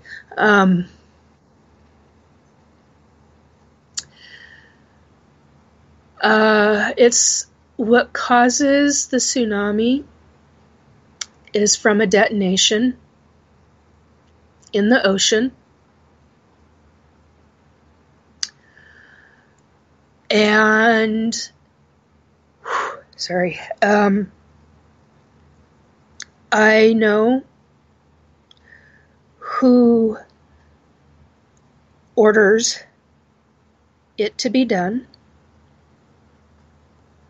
And I'm not going to say who that is publicly, because I truly believe it would put my life in danger. If government wants to know, they need to come talk to me. I'm not joking about this. And no, I will not go out of my home to talk to you. I'm not going to have the frickin' Inquisition. All I know is what I know. But I know, and you guys know it is a him. You guys know him.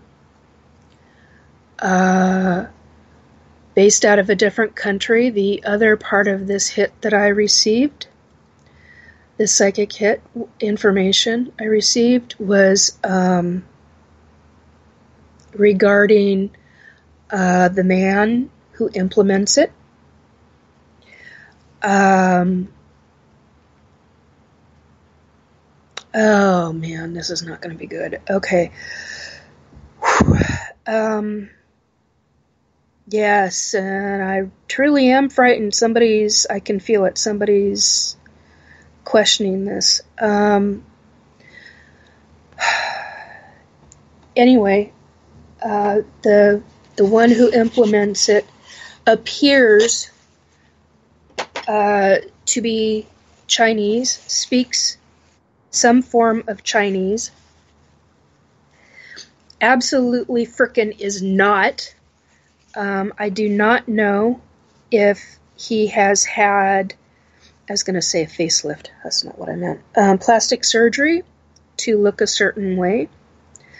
I know his voice. I believe I can identify his voice. But I would have to hear it in, I think it was Mandarin. I'm not 100% sure. But I would, or whatever the other, there's two forms of Chinese language that are main, and the most main one is Mandarin, I believe.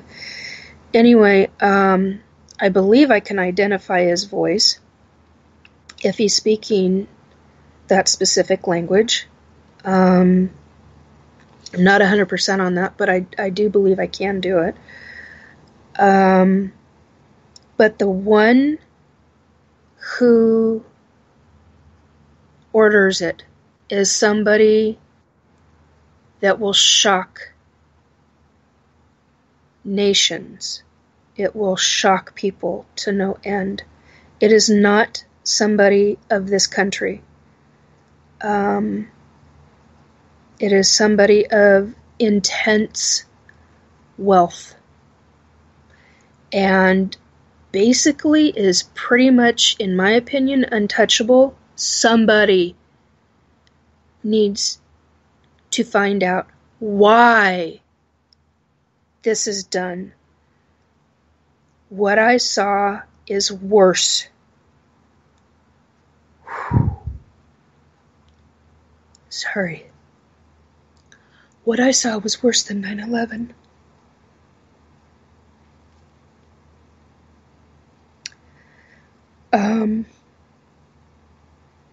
And what that did to this country. And what this will do. I do not know why it's done, but I know Sorry. I know that the millions of people will die unless this is stopped. And that whoever this one is that implements it, that flies the plane or does whatever to cause what it is that he causes. Do you know how big a tsunami has to be to cover half of the frickin' state of California? The size of that, I was told by my spirit guides, was thousands of feet tall. Thousands, quote unquote, thousands. I do not know when this will take place. I do not know if it's... I don't know if it's this year, next year, 5 years from now. I don't know. I don't know if it's after... Sorry, I'm starting to get angry. I don't know if it's after the solar wave. I don't know if it's before the solar wave. I do not... I do know this. The guy who orders it, he's out for revenge. He believes in his heart, and oh my God, I just got this, in his faith. Oh, I don't even like using that word in this context. Wow. In his religion, he believes he is just and right. Oh my God. Okay. I honestly don't want any more of these, not okay. Oh, it's, yeah, and to see images, and to hear voices, and to hear him, hear hear the main guy give, it's a specific command, and it's in a different language. I don't necessarily recognize the language. It must be a different dialect of, and it's not the, okay, I'm not talking the second guy, I'm talking the first guy, the one that gives the actual order. That guy, he's, oh God, I want to say it out loud, but I'm terrified to. I'm actually terrified to. Anyway, this can be prevented. I don't know how. I don't know in what way. I know that some way it can be prevented. And I know that if and when it does happen, it will be classified that supposedly China will have done it. That will be a lie. It's a flat out lie. And it's from a completely different country no one expects it to come from. And no, it's not in Europe. Somebody was being a smartass on the other side, and they know not to do that with me right now. Whoever that was needs to back the F off right now.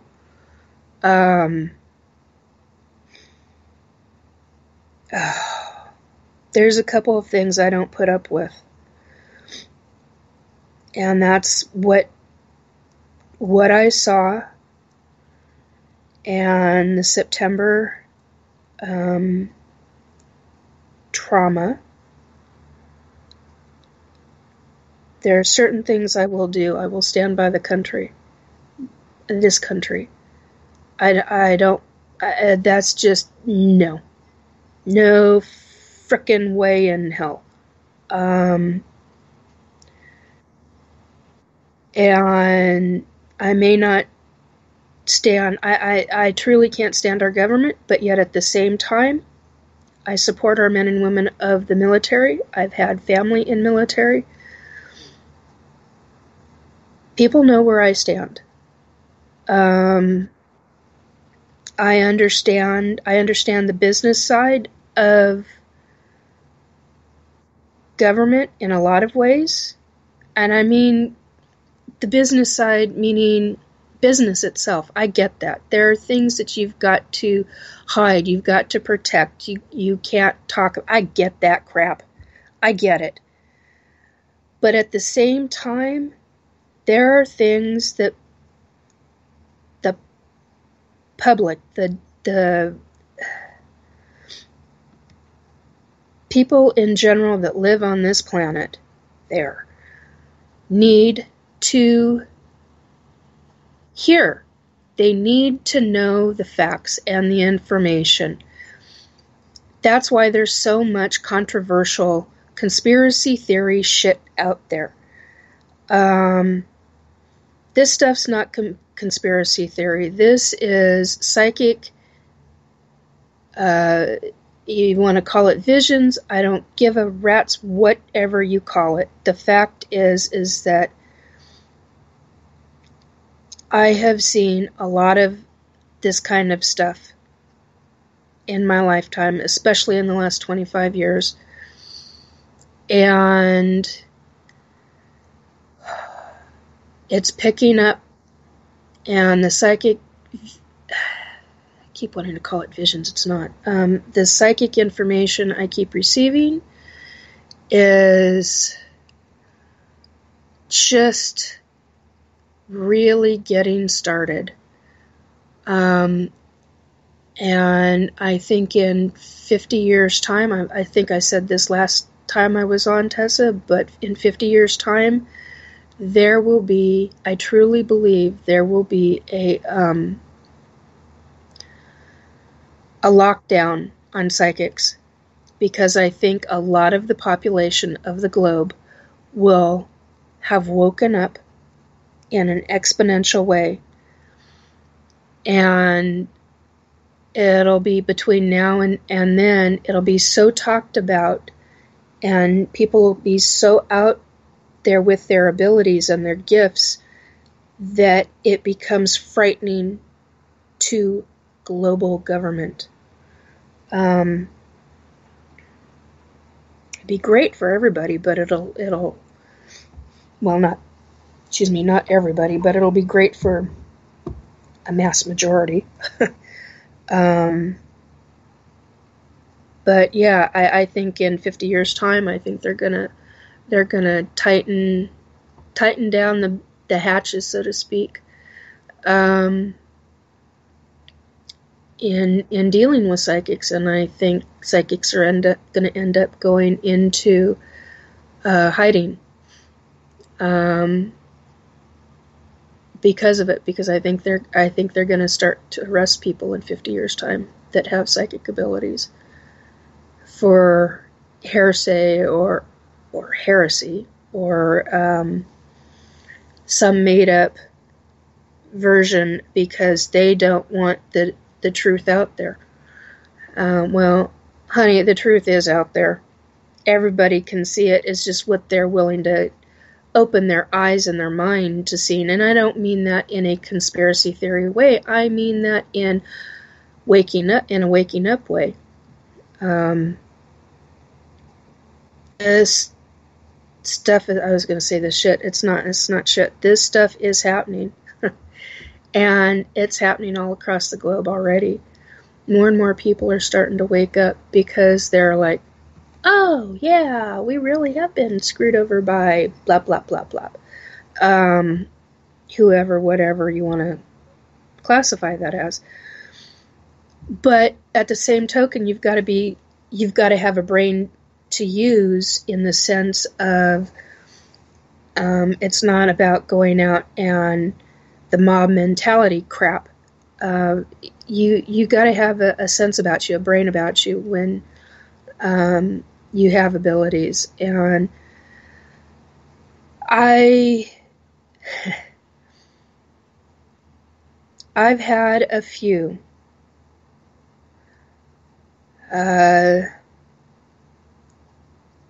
pieces of psychic information that have truly traumatized me.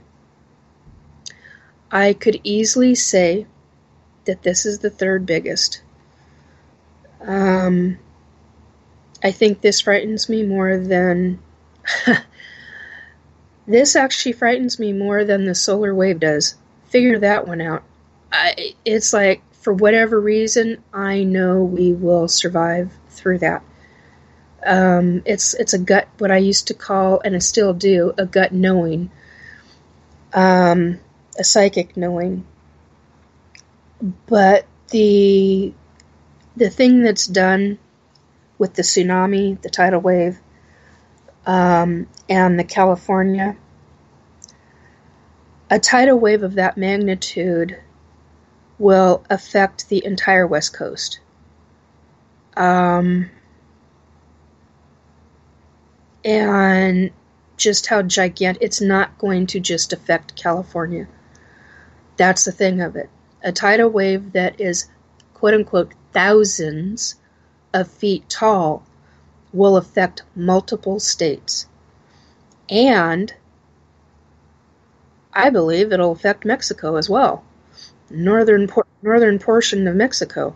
And as a girlfriend of mine stated, friend of mine, she said, yeah, it's not just going to affect those states, you're looking at Hawaii, you're looking at the Philippines, you're looking at, because it goes both ways. And I went, oh my God, it didn't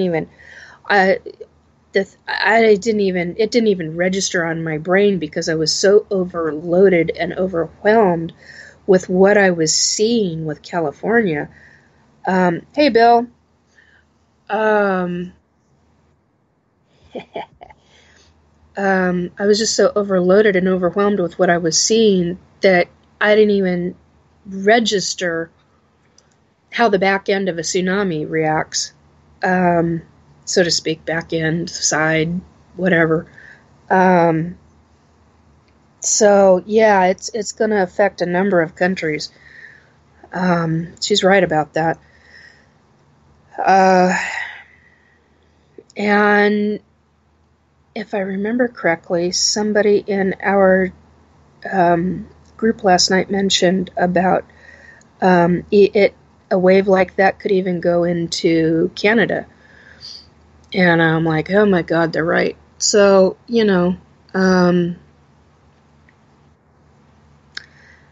but that can be prevented. And like I said, I do not know what year. I don't even know the season. I typically get seasons. If I get a psychic hit that is, well, I've never had one. Well, yeah, I have. 25 years ago, I had the ones about the Yellowstone and all the Pacific Northwest mountains and blah, blah, blah. That was pretty traumatic. And so those psychic information was extremely traumatic the first 2 times I had it. Oh, hit me with shockwaves on that one. This one hit me with emotion. So yeah, if it can be prevented, and I truly believe that this can be prevented, government needs to get their ass in gear and start, oh my God, I can't think, it's not, I don't mean snipers, they need to go deep black ops, for me to promote deep black ops, this is huge, people. I can't stand deep black ops because of what this is huge for me to promote and say, government, get your ass in gear. get your deep black ops out there and go after this individual and check on them and keep checking on them and find out from their personal sources the whys, the what fors, the who else is involved, all the ins and outs of it, because you know you can do this. You do it all the goddamn time. Do it on this, because this means millions of lives. Sorry, I'll get off my rant. Anyway, no frickin' joke. It's still freaks me out. Big time. Big fucking time. On that note, yeah, not going there, Robert. So, yeah, that would have dire consequences, I think. But yeah, I just, detonation. Do you know how big of a detonation would have to be in the middle of the Pacific Ocean? And I actually saw and felt the ocean floor. I mean, it's like, how do I describe this visually? It's like the ocean floor sinks, comes back up, and explodes. That's the only way I know how to describe it. I could sketch it out. I mean, I'm willing to do that because I've got a specific image stuck in my head. It's like, and I keep going, how is that even possible? It looks like a frickin' volcano under there, but it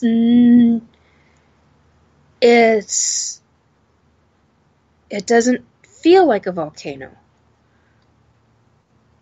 It's an explosion, and that's what keeps coming back. The same word over and over and over again. Explosion, explosion, explosion. And I'm like, okay, I'm tired of that word now.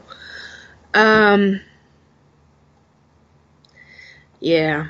And just, something's not good with it. They need to,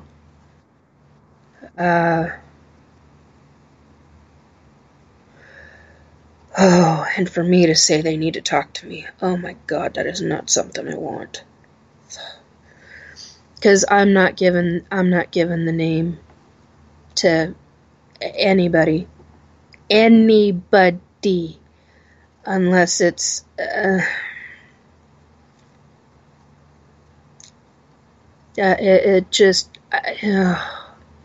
anyhow. On to a different subject, a much more happier subject, please. Because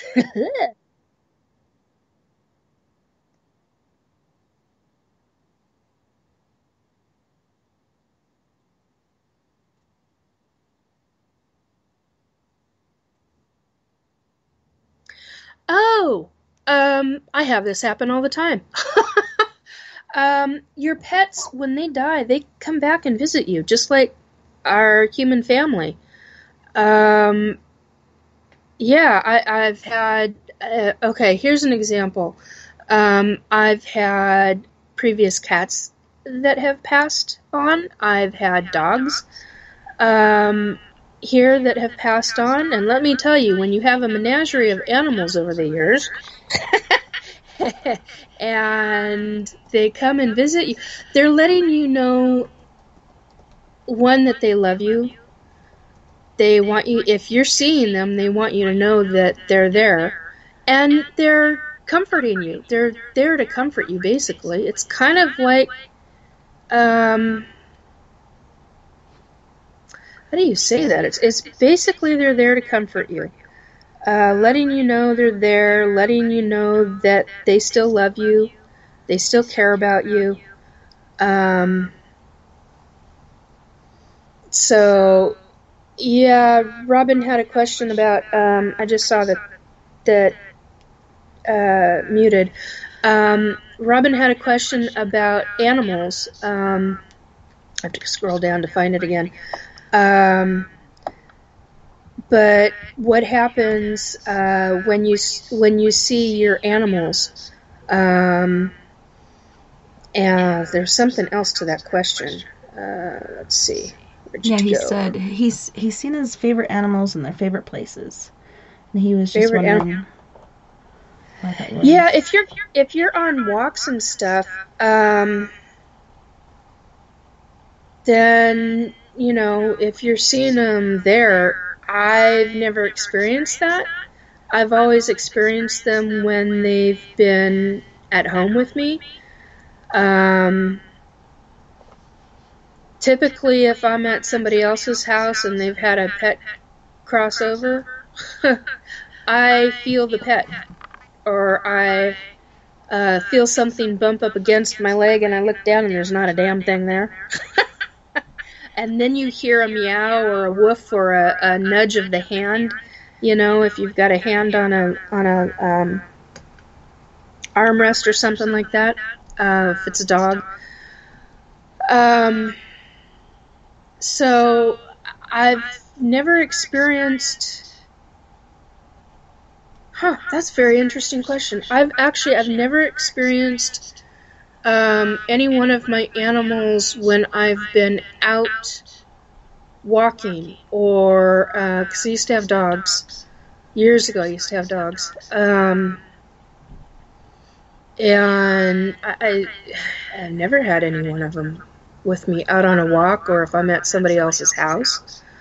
They've never really followed me around. Fascinating question now that I think about that, Robin.